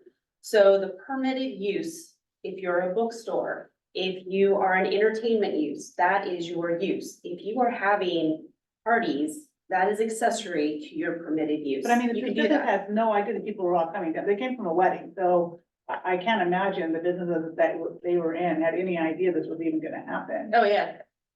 But That's that a- wasn't yeah. a wedding hall in. Right, but I'm just saying, so People were just downtown a enjoying. lot of people that end up congregating someplace, it's not a planned event, Mhm. that doesn't fall into this No, category. we're right? talking about land use, Right, it's like, your business. Right. What is your business? I just wanted to clarify that, Yeah, yeah. that happens and it's not part of it. No, I mean, it'd be lovely if they got a, what are the permits through the Parks Department? Special event. Special event, permit, Right. you know, if they're impacting traffic or. It wouldn't even, it would. Yeah. I think, Kate, we just need like a 2-minute refresher on why the promenade was put together, why the first floor in the buildings was designated in a specific way to encourage foot traffic during the day and during the evenings. And this was in a time where there was a lot of gyms or taekwondo places that would have a rush of people. At certain hours, they would take all of the parking in downtown. Let's say from when kids get out of school to 7 o'clock. So those 4 hours, there's no parking in downtown. There was taekwondo going. And so business owners and, people from Monroe voiced their opinion that they wanted a more walkable downtown where businesses were open. You could, go enjoy dinner and then drinks or whatever. But nobody was going downtown because all of the parking spots were taken by gym membership. So that was kind of the theory of why the promenade was developed. And if you could expand on that, or if you have any other thoughts why it was done that. Actually, you know more about it than I do. I mean, I was here when the downtown master plan was created and the promenade did not exist. That was something that. 08? Huh? Is that 08? I left in 08, so it would have had, actually Ben Swanson finished out the downtown master plan. And I would have to, actually, I wish Leanne were still here because she would be Right, your, yeah. your expert on how did it come about and why did it come about? So what, passed that is making theirs not legal? Did that happen recently or? So What the, just trying to take notes here, so the, is it Jamie? Jamie, she could do that. Her primary business, if I heard it correctly, was, it's, Cranes on Main, which is an entertainment business, that's outright permitted. The one that Jessica, Jessica, her business license is professional office. We don't allow banquets. The problem is the way that is being used is not consistent with the business license. And we're back to, we don't have banquets, so having different meetings and stuff, that is not consistent with how we approved her business, business license. So this would allow her to get to Yes. just outright under 50 people. Yep. Totally okay. Yep. Anymore, gotta ask. Yep. Okay. So again, you're already looking at downtown, you came up with a solution. Nice, that's efficient. Yeah. What's right now, we're hearing about it for the first time, and Yeah. then we are gonna talk about it again next Monday. If you are generally happy with what we presented tonight, we will go ahead with the planning commission public hearing next week. And then your recommendation will be forwarded to council. If there's something you're like, oh my gosh, I can't believe you guys are doing that. So there's only one point of discussion, I think. If we would like to take, planning department's recommendation of conditional for 50 and above and permitted for 49 and fewer for those two areas of downtown, then there's not much else to discuss. It would just be, Well, I just want to clarify, we're asking you to reassess the government uses, the police was added. Yeah. Reassess the change in the membership organization that is now prohibited on the promenade, but outright permitted in the other two zones. Adding in the visitor center and then adding in the major minor banquet facilities. Wait, but the taking it all away from the membership organizations from the promenade, isn't that what the veterans just got? So they would remain a legal non-conforming use as long as the art gallery remains open. So tell me, what's the why are people not wanting the membership organizations permitted on the promenade? This group gave us that feedback, Yeah. as did I can tell council. you, it's because they weren't open. They were only open 1 hour a whole week, maybe even once a month. And so it was taking a spot, it was once a month maybe. So they were taking like a spot in the front with like not really providing anything to the public or even to their people. So it wasn't like they can be in a different spot, but they can't be on the front because then we have downtown being empty. Okay. this is kind of the same issue, at least I had with somebody who wanted to put his cars on the promenade. Parking. Indoor, where the furniture store was, where You the gotta have a tattoo, membership. tattoo place, the newer tattoo place is. He wanted to park his car collection in there, have sort of a private museum. Which is not conducive to people enjoying downtown. So were they asking for that to be back with the permitted? Oh, that's, sorry, so they're asking for this membership or organization stuff to go back to being permitted after we did all that to. No, so originally it was an accessory use and staff had recommended it be a conditional use. That was not well received. So now we are back to, the new revision is that they would not be allowed on Main Street, but they would now be permitted, would not have to get any conditional use permits if they're above the first floor of Main Street or they're downtown in the historic Main or East Main. Seems fair. Yeah, thanks for the clarification. That makes sense. And I'm just, Lance, do you have any additional comments for this one? I don't, and I think that the way you were describing where the concern came up of the membership organizations were not necessarily open like a normal business would be 5 days a week, a certain number of hours a day.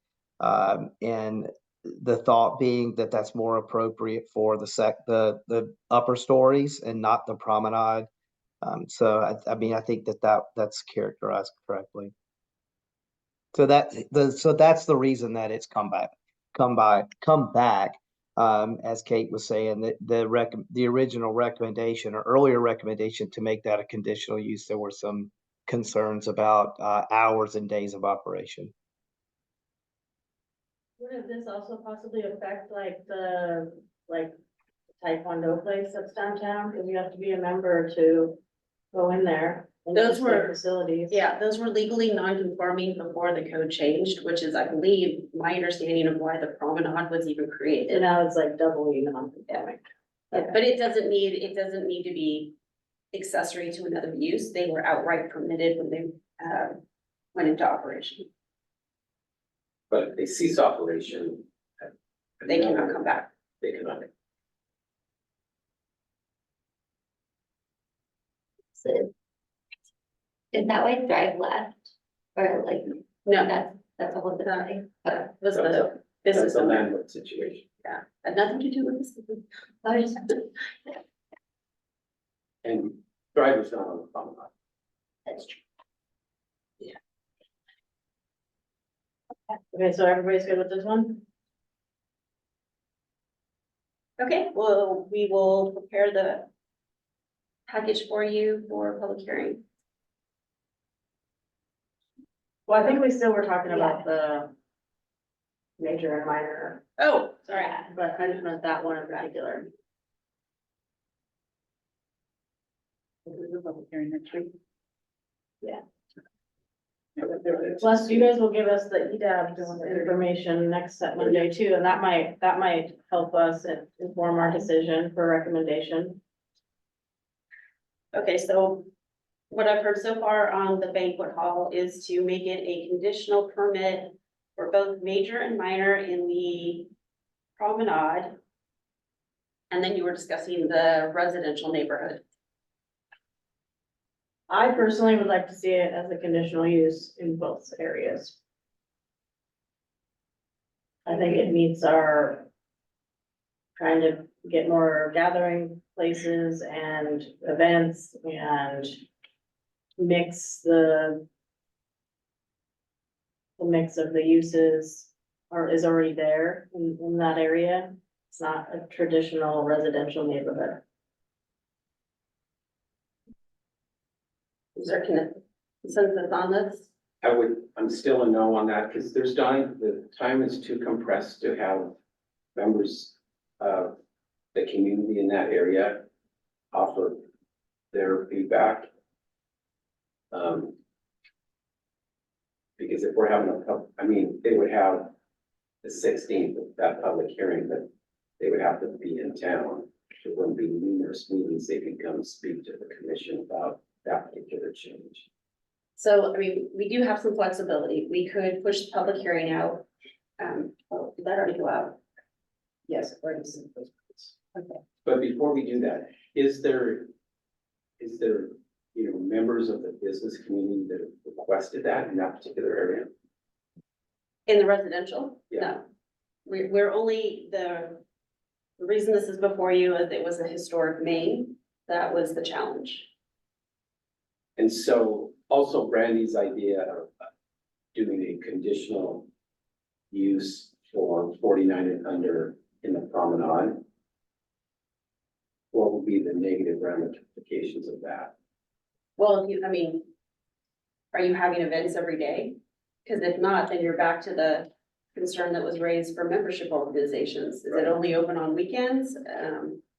Once they get their permit, it's really up to how they manage their events.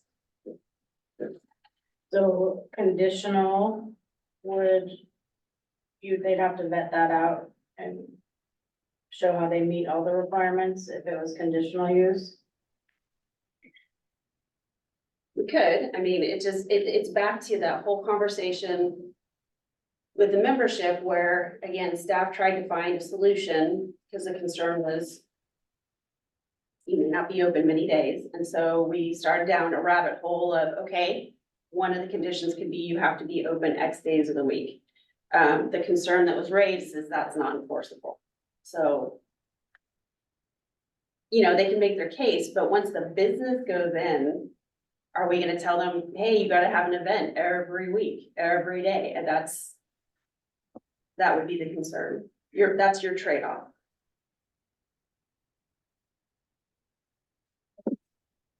Oh, thanks, Lance. Go ahead. Thank you. I just wanted to speak to a couple of different things, and I'm not, I'm speaking for or against any of the ideas that have come up, but just some things that I want to make sure that the planning commission understands. One, there was a question or some comments about parking, and I just want to make sure that everybody on planning commission understands that within the downtown commercial area, all uses except for residential are exempt from parking. So when a use comes in, it's not like when somebody is putting in a new business in, say, general commercial, where we go through a parking calculation, they're required to provide a certain amount of parking, or in the downtown commercial, that's not the case. So all of the uses are exempt from parking. So there was a question that came up about a certain type of use and whether or not that was gonna create a parking issue.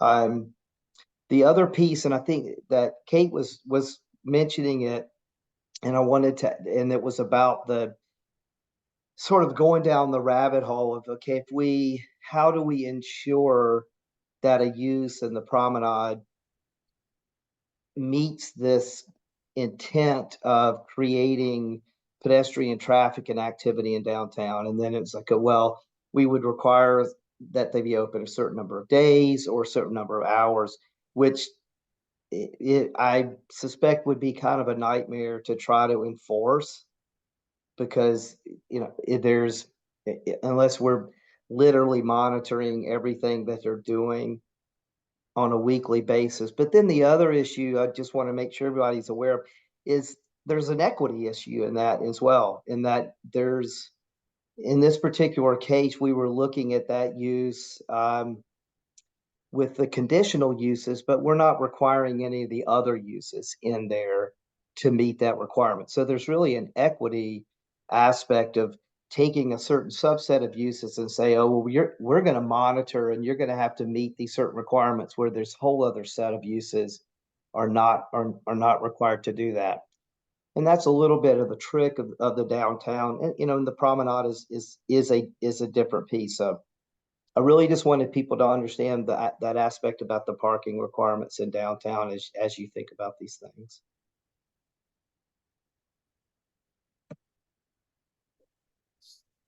So simplify that, because he's telling us to disregard parking, right? Because there's no parking required, like 2 spaces per residential, single family resident.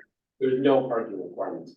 But I wasn't talking about parking requirements. I was just saying we need to be cognizant of issues, because I was referring back to the original issues of why some of the taekwondo places were taking up all the parking, and people, there was no walkability. They weren't using any of the businesses downtown.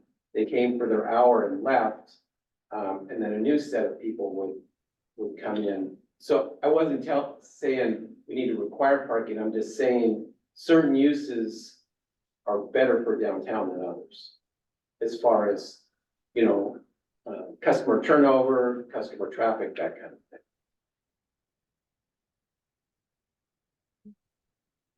Kelsey?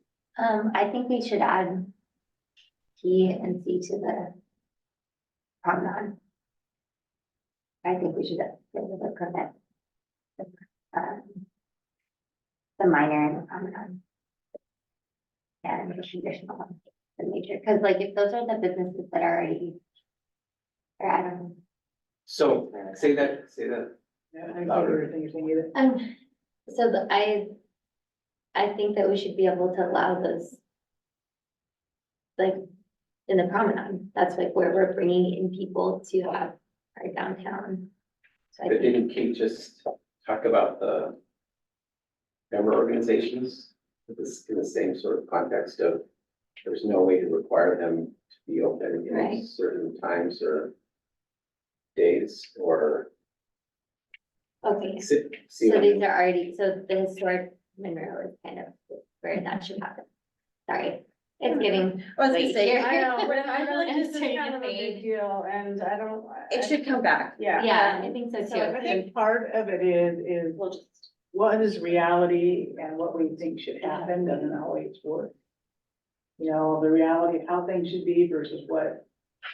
You don't need to do anything. And it could work good and I be think cool, that's what but then Vance it was- could also. Kim was reminding us. Right, Equity. exactly, But when you make a decision, it has to be equitable, like. right, not. You have to be consistent, so if you're gonna, you know, allow one type of business that has a set number of, limited number of hours and that kind of thing, you have to allow a dissimilar but similar I business, agree. right?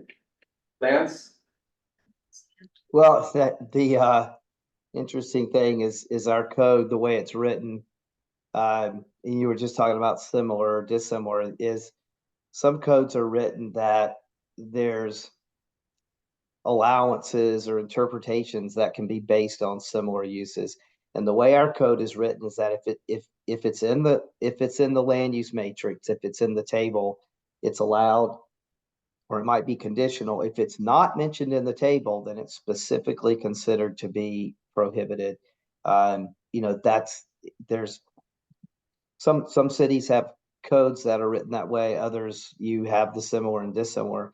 But what I was going to say is just kind of stepping back just a little bit, and you know, just giving some impressions of, but kind of going back to something that Brandy said earlier about the promenade having the restrictive uses, and maybe it's too restrictive. I just, to give you some perspective, because I get a lot of questions, whether I'm talking to the Economic Development Advisory Board or city council members, and then, you know, we've had some, I'm sure folks have been on social media and seen some of the comments about some code enforcement issues that we've had, and there were a couple of folks that spoke earlier in the meeting about some concerns with uses. The one thing to keep that I always tell folks is that the kind of uses that fit really right into this promenade idea, it's not like they're showing up and we're telling them that they can't go in there for some reason. Like we're not getting those uses coming in trying to go into downtown. And that's a little bit frustrating, because if they were, this conversation would be a lot easier. But it's just, you know, downtown is in transitions. All downtowns, honestly, are in some way or another are under some kind of transition, but that's just where we are today. And I think there's a policy issue of whether we want to remain restrictive and hold out, if you will, for lack of a better phrase, for those pedestrian and street side activation type uses, or are we trying to are we trying to get something that's just not very realistic at this point? And that's a balancing act, and I don't think that there's any really right or wrong answer. It's really a policy piece. And some of the history that's been brought up here, which occurred before I was here, specifically about some uses, that there was concern that they're only operating for a couple of hours a day. They bring in a certain number of people, then those people leave, as opposed to, say, a restaurant or another type of use that on a regular basis has people coming in and out.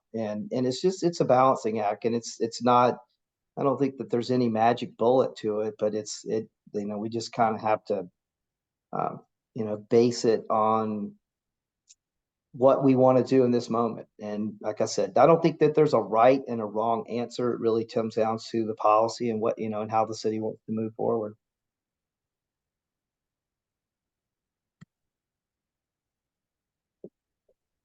Oh, Melanie? 8:46 p.m.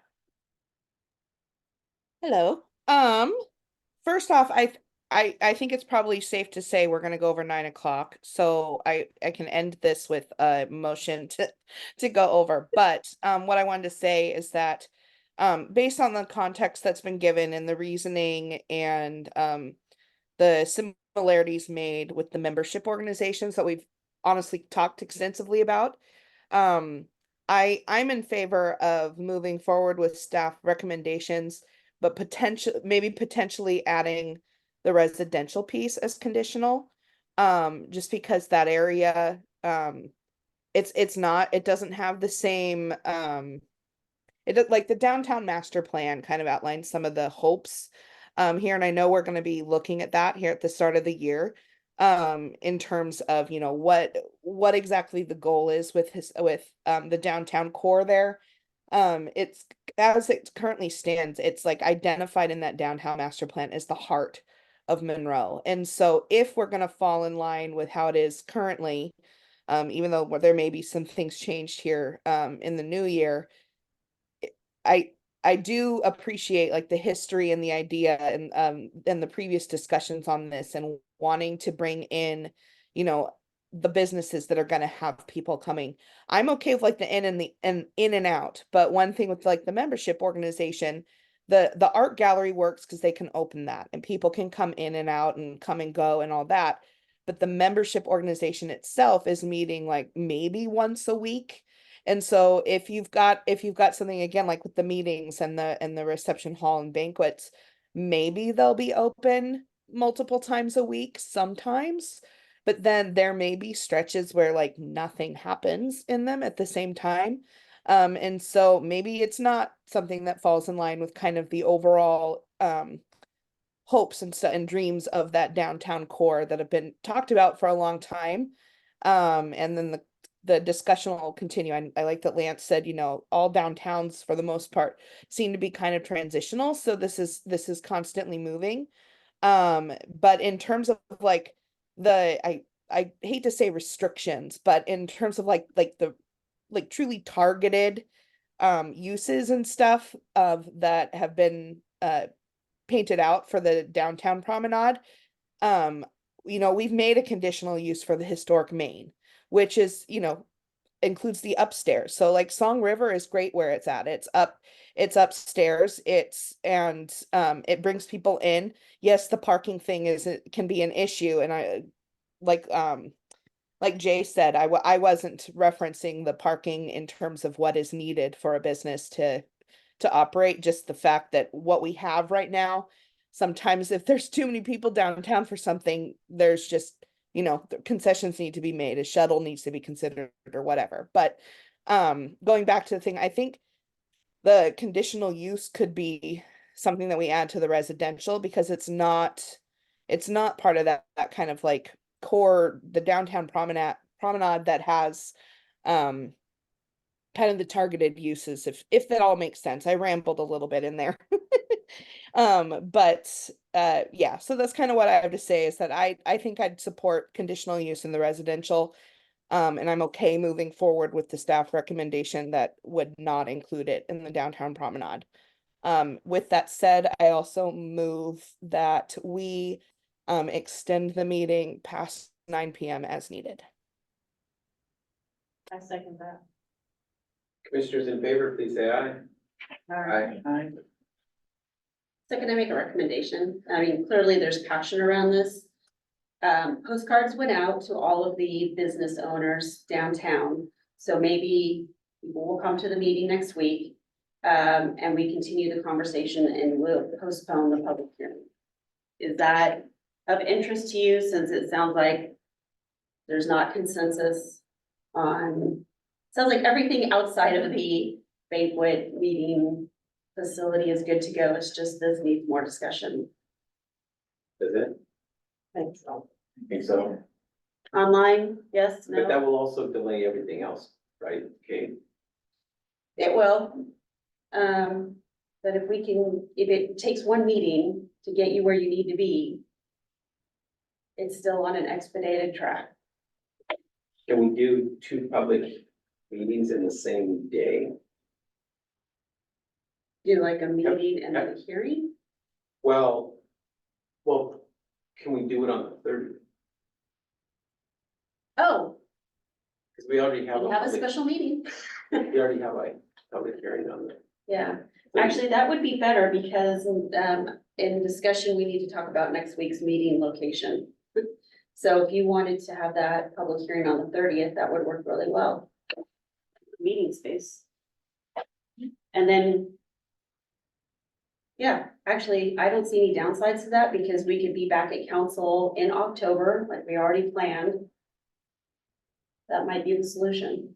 Okay, that would be great. But we also need to get back to Lance's idea or thought that we need to potentially wave the white flag on the promenade. Because I think the vision was, I was in Paulsville over the weekend, like the entire weekend.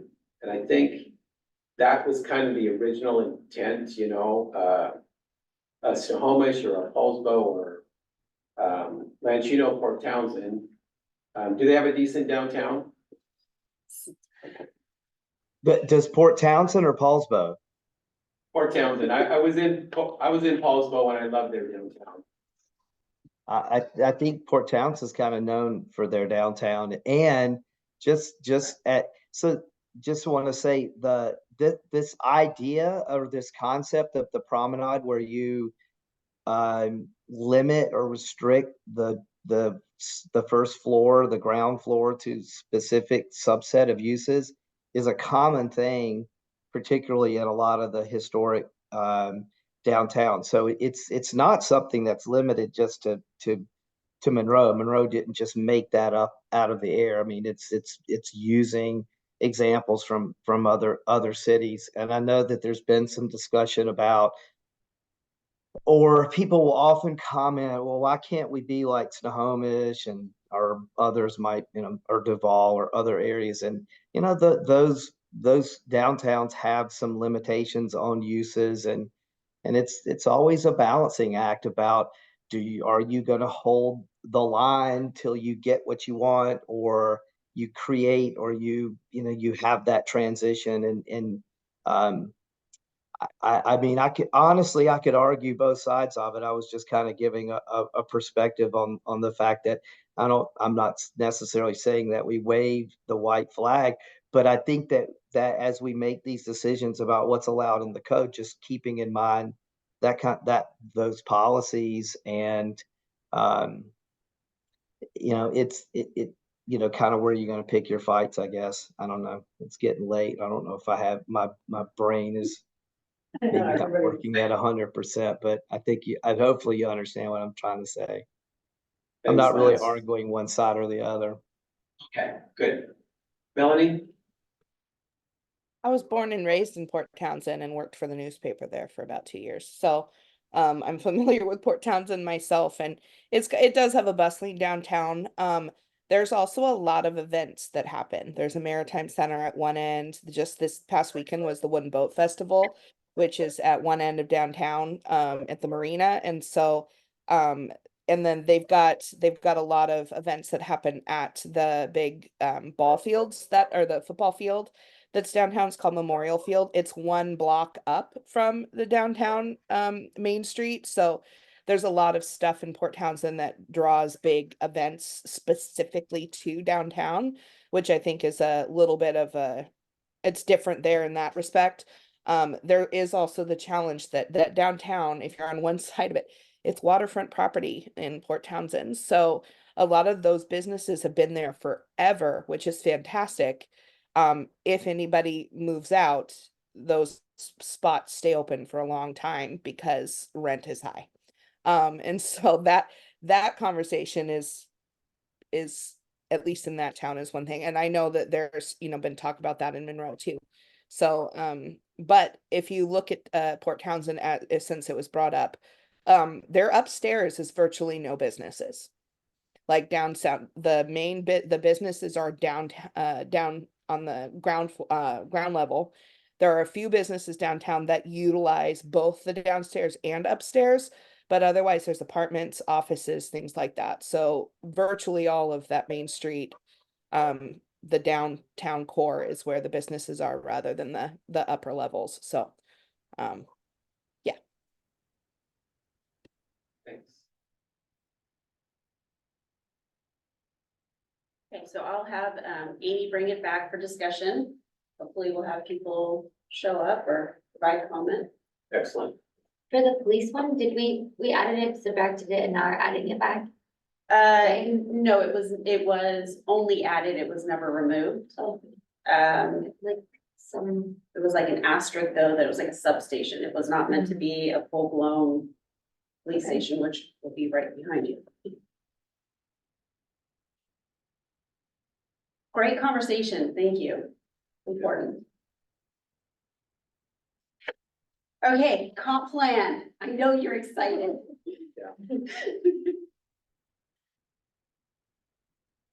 All right, so, next slide. Sorry.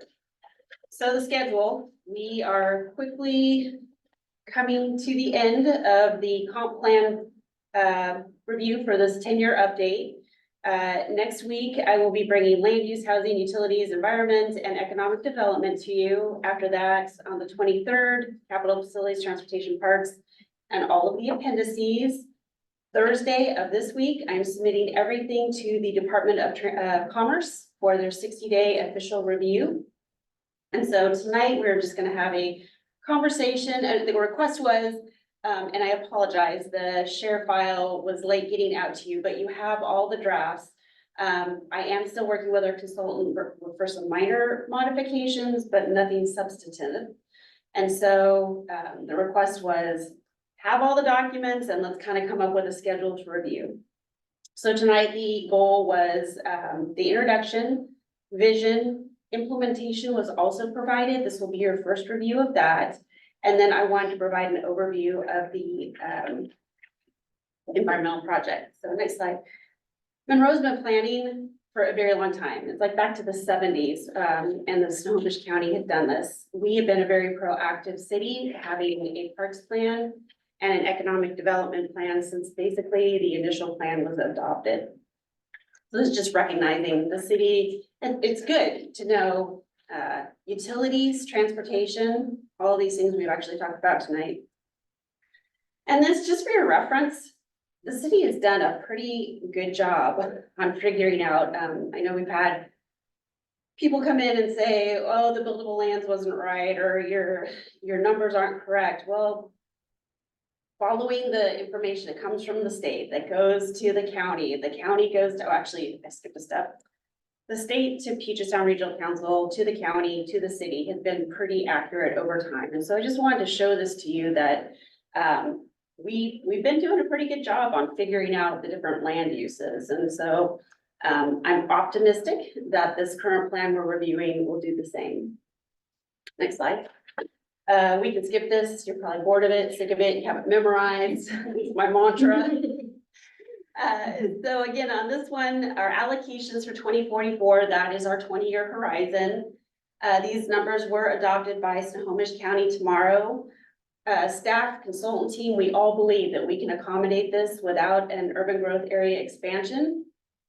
I'm pretty sure the Davis's application will be approved by the county. If that happens, then we'll reopen up our plan just to make some minor adjustments on that.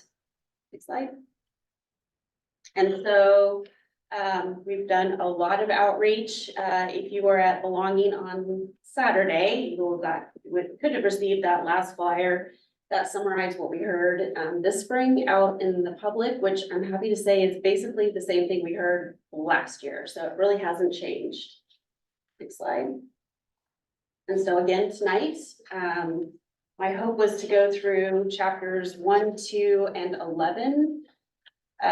Kelsey, thank you. You've already got your edits. So with that, I kind of just wanted to open it up for conversation. Have you had a chance to read it? If you have edits, words, I don't like this, any of it, send it to me sooner than later because your public hearing is on September 30th. Get this finished. I think it looks so good.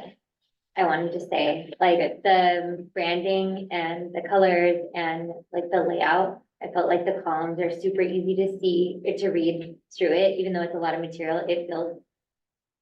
It's nice to like read it through the columns like that, so I just want to say I really like the way it's turned.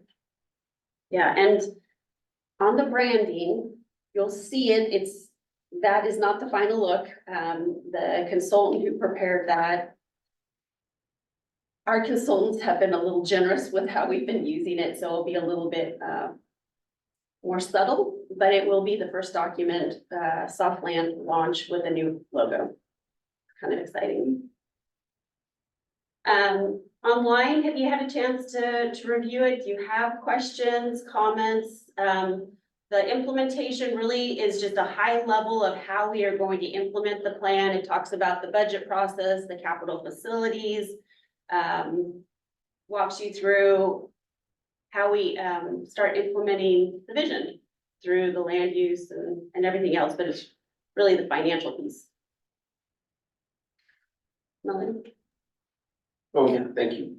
It looks wonderful. I just have to say that and emphasize that. It was already said, but it looks wonderful. Thank you so much to staff for bringing this all together. I agree. It's a beautiful document and I love the new logo. I just love it.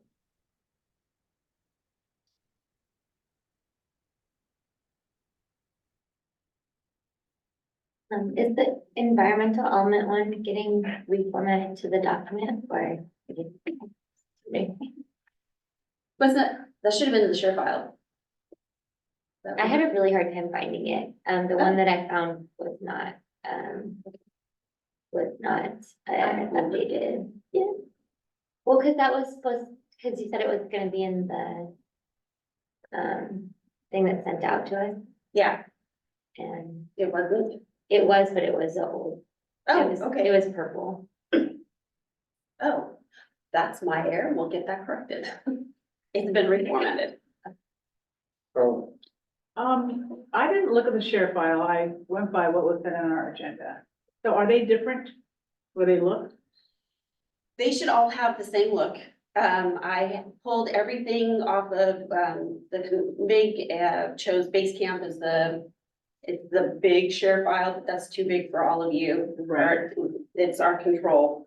So, the files are too big to email you. And so share file was my method, but it sounds like I might have pulled a wrong document.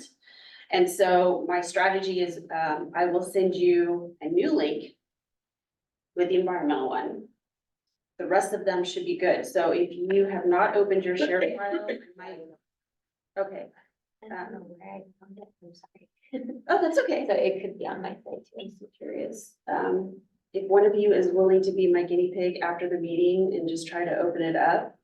okay. I use ShareFile a lot, and usually all of the folks that have ShareFile folders that they send to us, they can add and delete files out of that folder. So we're just getting a link to a folder, not a file. Yes, you should have gotten, it was sent out.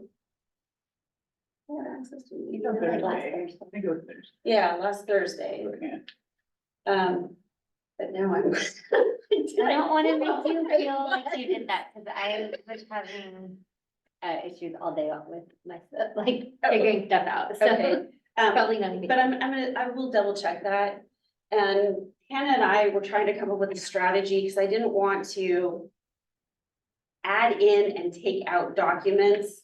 And so, because I didn't want you to get confused on what's current. And so the thought was, each time we have new documents, I'd actually send you a separate share file link to a folder with all the current documents or what's being replaced.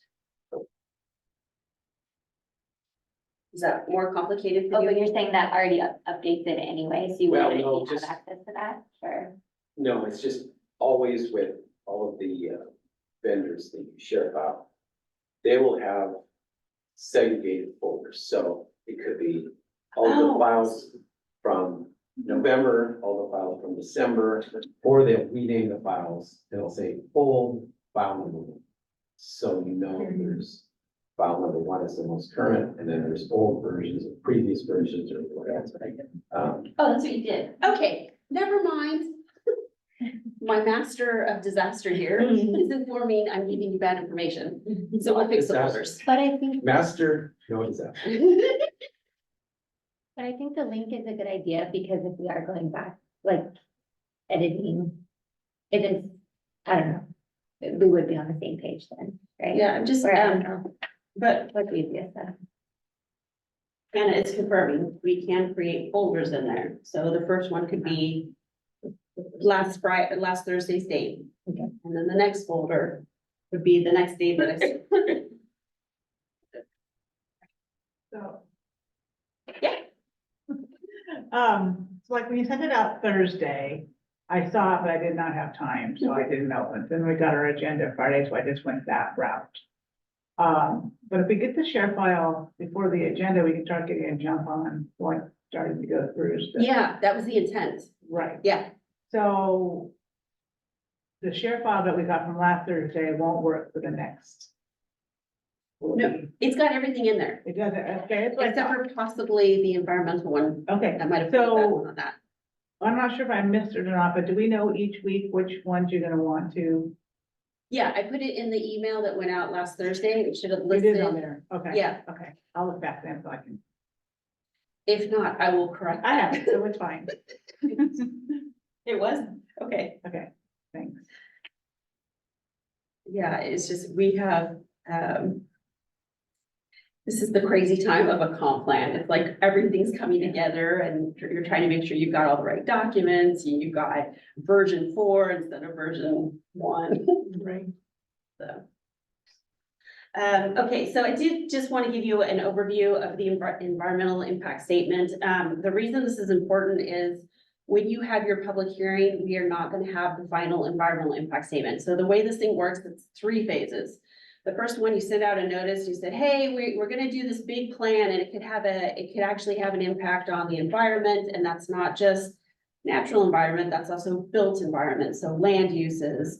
And so when we sent that out, we said, we're looking at doing our comprehensive plan, but we're not starting from the beginning. We are building on what was adopted in 2015. So that's why this is called a supplemental environmental impact statement. We are building on what was not covered in 2015. And so in this one, it's really those new land use concepts that we were considering off of Roosevelt, a change off North Kelsey, adding the residential to all of the commercial along US 2. Those were not considered in the previous document. So when we sent out the scope, we said, hey, anybody who's taking a look, are there any areas that we focus on? There's always a typical list of what you start from. We did not receive any feedback, so then we moved into the draft environmental impact statement, and that's looking at 2 alternatives. The no action is you keep your 2015 plan as is, but we know the way the land use is in there, we will not get to our 2024 allocations. And so the scenario is your alternative, and it's looking at these changes. And so that document, it seems a little bit repetitive as you read it, but it's really going, how does it affect transportation? How does it affect stormwater? So that was all completed back in June. We received, I want to say there were 12 different commenters. And so when those came in, staff and the consultant team worked together to start responding to those. That is still in process. And when we issue that, that's the final. So what you will get on the 30th is the draft environmental impact statement with a copy of all of the comments. It will not have all of the responses, but we want to make sure that you're taking all of the input that we've received so far into consideration when you're deliberating and you're preparing a recommendation for council. That's what I wanted to cover on this. And the proposed action again is the changes from what is in the 2015 plan. So that is an overview of that. And I think that's the last slide. Oh, one more slide. Yeah. Quick question. So on the no action, proposed action, maybe not a couple, but mostly the action was better than no action. There were some that, Yeah. so will the final one like designate Which A one? preferred. So we don't have to have a preferred action. You can just adopt it as is. I've been working with our consultants, the pros and cons of that. If you do not have an identified preferred action before you issue the final, it gives your legislative body a little bit more flexibility.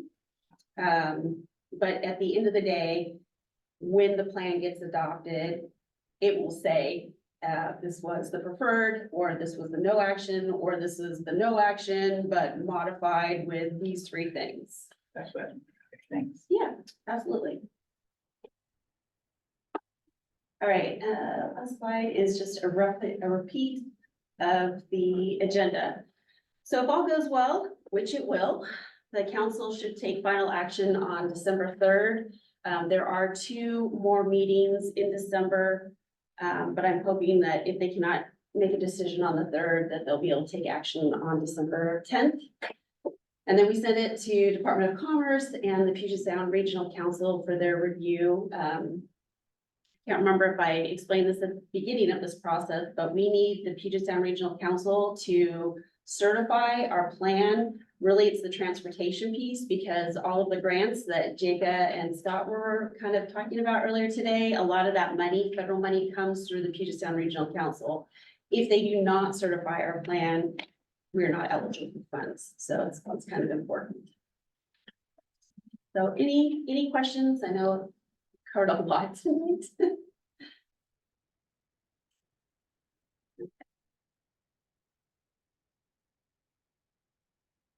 Well, thank you. Thank you.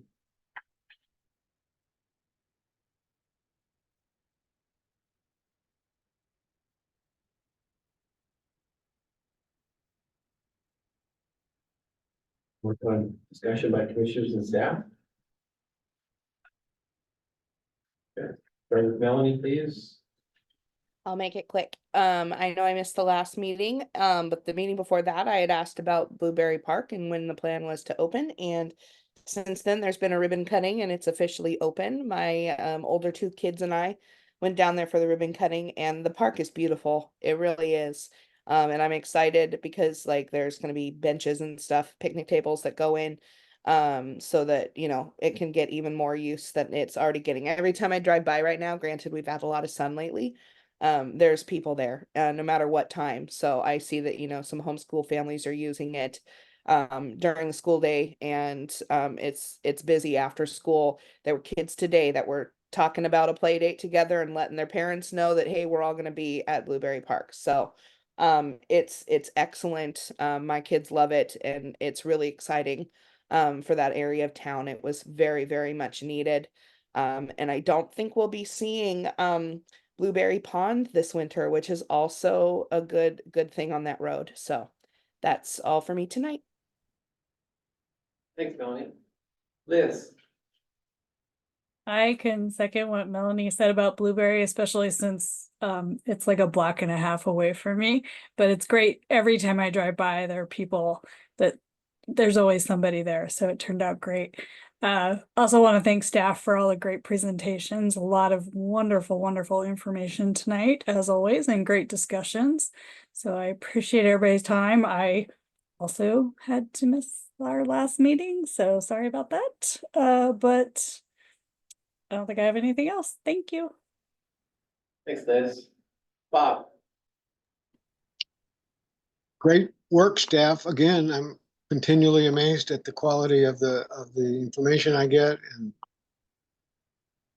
commissioners are all engaged and ask great questions. Just good job, everybody. Thanks, Bob. Lance. I don't really have anything to add, other than was at belonging event on Saturday, which was,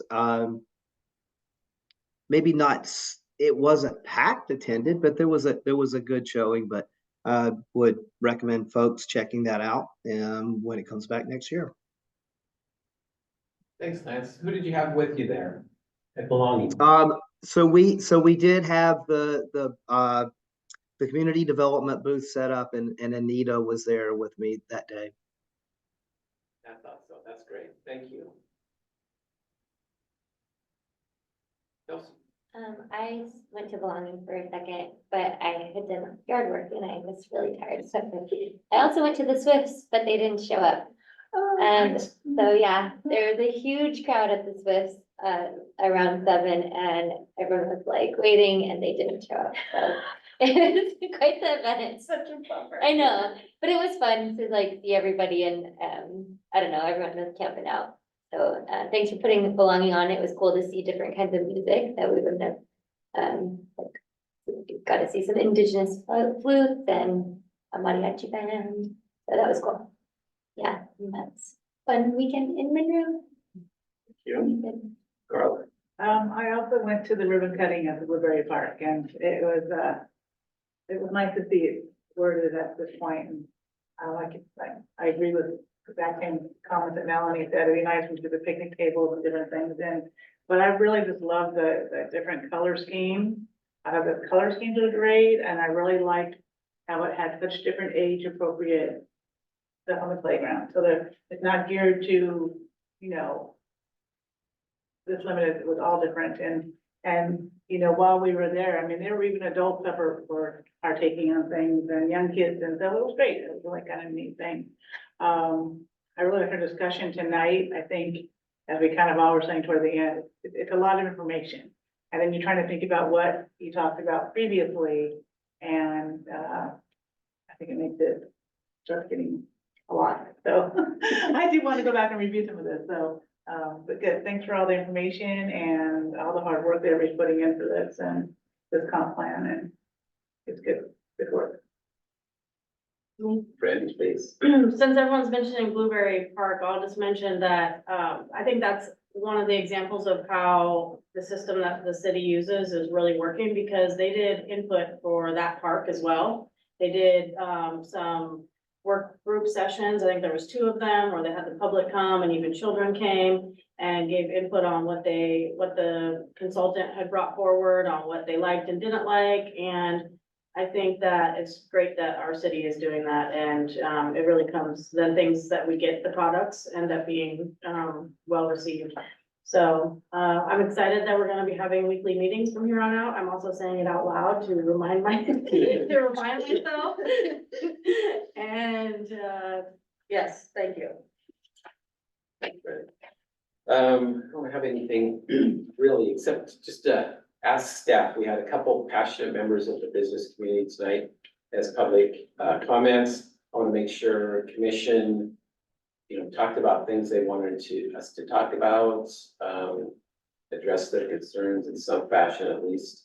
Are we close? Are we touching on? Yeah, everything that we touched on? I'm gonna actually ask Amy to reach out to both of them. They provided their email addresses. One of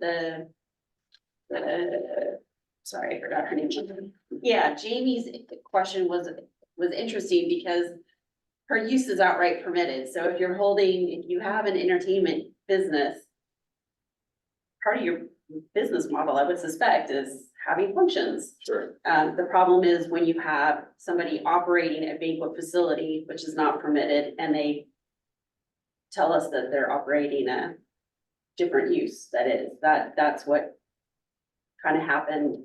Is she in the promenade? Huh? Is she in the promenade? The second one? No. Historic Maine, so they'll get fixed. So the conditional wouldn't work for that, or permitted? Yeah. All of that would be. Yeah, we'll figure that out, but I think what we came up with, again, so since I've been here since, well, almost 2 years, I'm tired.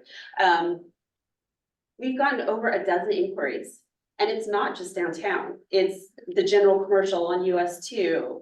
Trying to remember what the other one is. I know we've gotten a couple up there and we're just like, we don't have it. So if this is the impetus to get it started, I think the downtown is definitely a great place to have the conversation. And Amy did a great job finding different definitions and working with Stacy Criswell, our building official, to understand, is there a way that we could figure out, something that could be outright permitted? So pretty excited. It kind of bummed how we got here, but I think it's a good solution. Okay, thank you. So, Then, I'm sorry, Kate. Go ahead. Please finish, I'm sorry. no, I'm done. Lance, you had your hand up?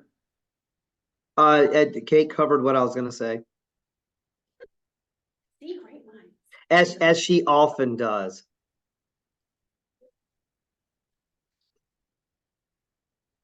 Bob? You had another comment, please? Am I understanding that a code enforcement action is what caused the issues with the two ladies tonight? One is not a code enforcement. It sounds like there's maybe a misunderstanding of, what it means to have a permitted use and how you have different functions. That's good, because then we can clear up misunderstandings, and then Yeah. that's a good thing. I want to put a pitch in here. One of the things that is a little frustrating, I think, for both city staff and the business owners in downtown, because downtown is its own unique thing, as it should be, and as we want it to be, and we want to nurture that. But one of the things that happens is, because there's really not an organization that is a business organization, not city, that is specifically oriented toward the downtown. Like a lot of cities have a Main Street program or a downtown business association or something of that nature. And I relate this just from experiences that I've had in other cities, is there's a conduit for information. So when something happens, like with the hidden room business, and I apologize, I can't remember the owner's name, then there's really no conduit for like a downtown organization that could explain, or that events are an accessory part of their business. Like, for example, the indoor entertainment or arcade and gaming business, they can have events, birthdays and whatnot, but their primary use is specifically listed in the use table. And I know that, and the only reason I'm saying this is that the city has tried for years to get a downtown business organization of some type formed, and the city's in the process of trying to do it again through Patrick Doherty, who's our economic development person. So I'm just putting that out to the planning commission, because I know that you have a lot of contacts and conversations with people, and it's something that I think if we had it and it was functioning, would really help to eliminate or alleviate some of that, I don't know, for lack of a better phrase, kind of a rumor mill or information that sort of goes off the rail and heads in the wrong direction. So I will get off my soapbox. Thank you. I have a comment again. So you did remind me of something that I did want to bring up, that the speakers mentioned and that Lance alluded to when he was talking about Facebook posts, which I know a little bit about, some recent ones, that whether they're true or not, the perception that business owners may have that they can't call the city to ask those questions, because there isn't a downtown Monroe association. There was, I think 6 years ago. And at that time, it didn't seem like the city and the Downtown Monroe Association were working together, which would be great if they want to now. But the people should be able to, business owners should be able to call the city and not have that perception that they are then going to get some more scrutiny on their business licenses and their code, signage and all that kind of stuff. So I know part of Imagine Monroe is that the friendly and responsive. I know the city has been taking that as their staff need to be friendly and responsive. And I think we still have room to work on that, since we've heard it this week from 3 separate people, so.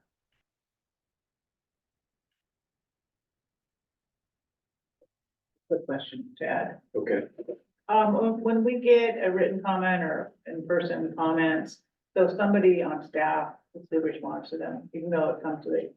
Yeah, it just, I know they. There's they have to no respond in there's- 5 days or whatever. so- yeah, there's no opportunity for dialogue. Right. Yeah. It's a one-way communication. unless, of course, during this discussion piece, you have questions for us, we can always respond to you, but we have their information and staff has been working with, the Hidden Room for a while.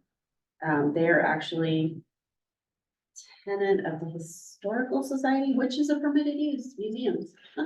So, yeah, and that, yeah. Yeah, I That's was what it kind of is. wondering, because like on the response, it's had out, response so many days, and then it will also the planning commission and city council. But obviously when they come, we don't respond. So I was kind of wondering, I figured it had to be something on staff who actually will. Yeah, and I know, that Deborah Knight, who's our city administrator, she was talking to them as well this evening, so. Well, That's get in good. touch with them. I mean, I think I agree. A lot of this is misunderstanding, not, not understanding. Having that conversation dialogue should clear up, I would think, most. Yeah, just come talk to us. We don't fight. We try to solve problems. I've done Monroe listens and they got back to me right away and they were super nice. They even called me. Oh, good. So I feel like I've had a really, really good experience with anything outside of commission and staff and obviously in commission. But like it was really easy and it happened next day. And they didn't know how to sound.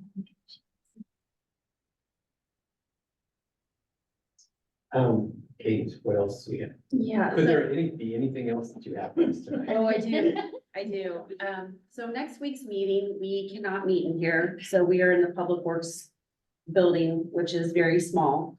So it's a request, 2 or 3 of you be in the room and everyone else be virtual. I was kind of hoping if possible, Melanie and Jay might be present, but if Melanie's not available, maybe Brandy. The postcard went out for that downtown commercial, so I'm hopeful that business owners will show up at that meeting. I'm just very cognitive that that is a tiny room. And so I'm asking that we really, if you're willing to be online, we'll do a very thoughtful job of answering and recognizing you. So I was in there when I was, so there's only like space for 8. Something like that. Okay. Melanie, you had a quick question? I was gonna say, I'll give you confirmation. I'll find out if I can be there in person and get you confirmation here in the next couple days. That way, it's for the next Monday, right? Correct. Okay, I'll let you know one way or another. But Melanie, it's better for you at home, we could have another commissioner, right, show up. My preference is to have at least 2 of you physically present in that room. I prefer to I be can let you know one way or another. If I can't, then I'll be on Zoom and that'll be fine, but I'll at least let you know so that. Sounds like I've got 2. Yeah. Yeah, Brent definitely said she should Okay. show up. Thank you, and I really appreciate your flexibility. We cannot wait, Anna and myself, until City Hall. You have a long time though. We had, tonight was just chaos with this room where Hannah came in and it was set up like a classroom, and then I'm on the phone with the fire district. You don't have a class in here because we have them. So anyway, thank you for your flexibility. We'll make it work. That's all I've got. Melanie, I know you probably are already set with it, but I was also thinking if the school district's boardroom is open, because their board meetings are the Mondays that we usually have. So any of the extra meetings we have, I don't know if they've got availability for it or not. Yeah, the challenge with that is I don't have to pay for this room and I have to pay the school district, and it's a timing situation. I just didn't have time to turn it around, but yeah, they're definitely nice to work with. Down to you. I don't have anything. nothing? Nope. Okay, thank you. I move to adjourn the meeting. Second, A second. Carla seconds, commissioners in favor? Liz already put her hand up a couple times, so thank you for that. She's ready to click off. Thank you very much for the extra time this evening, folks.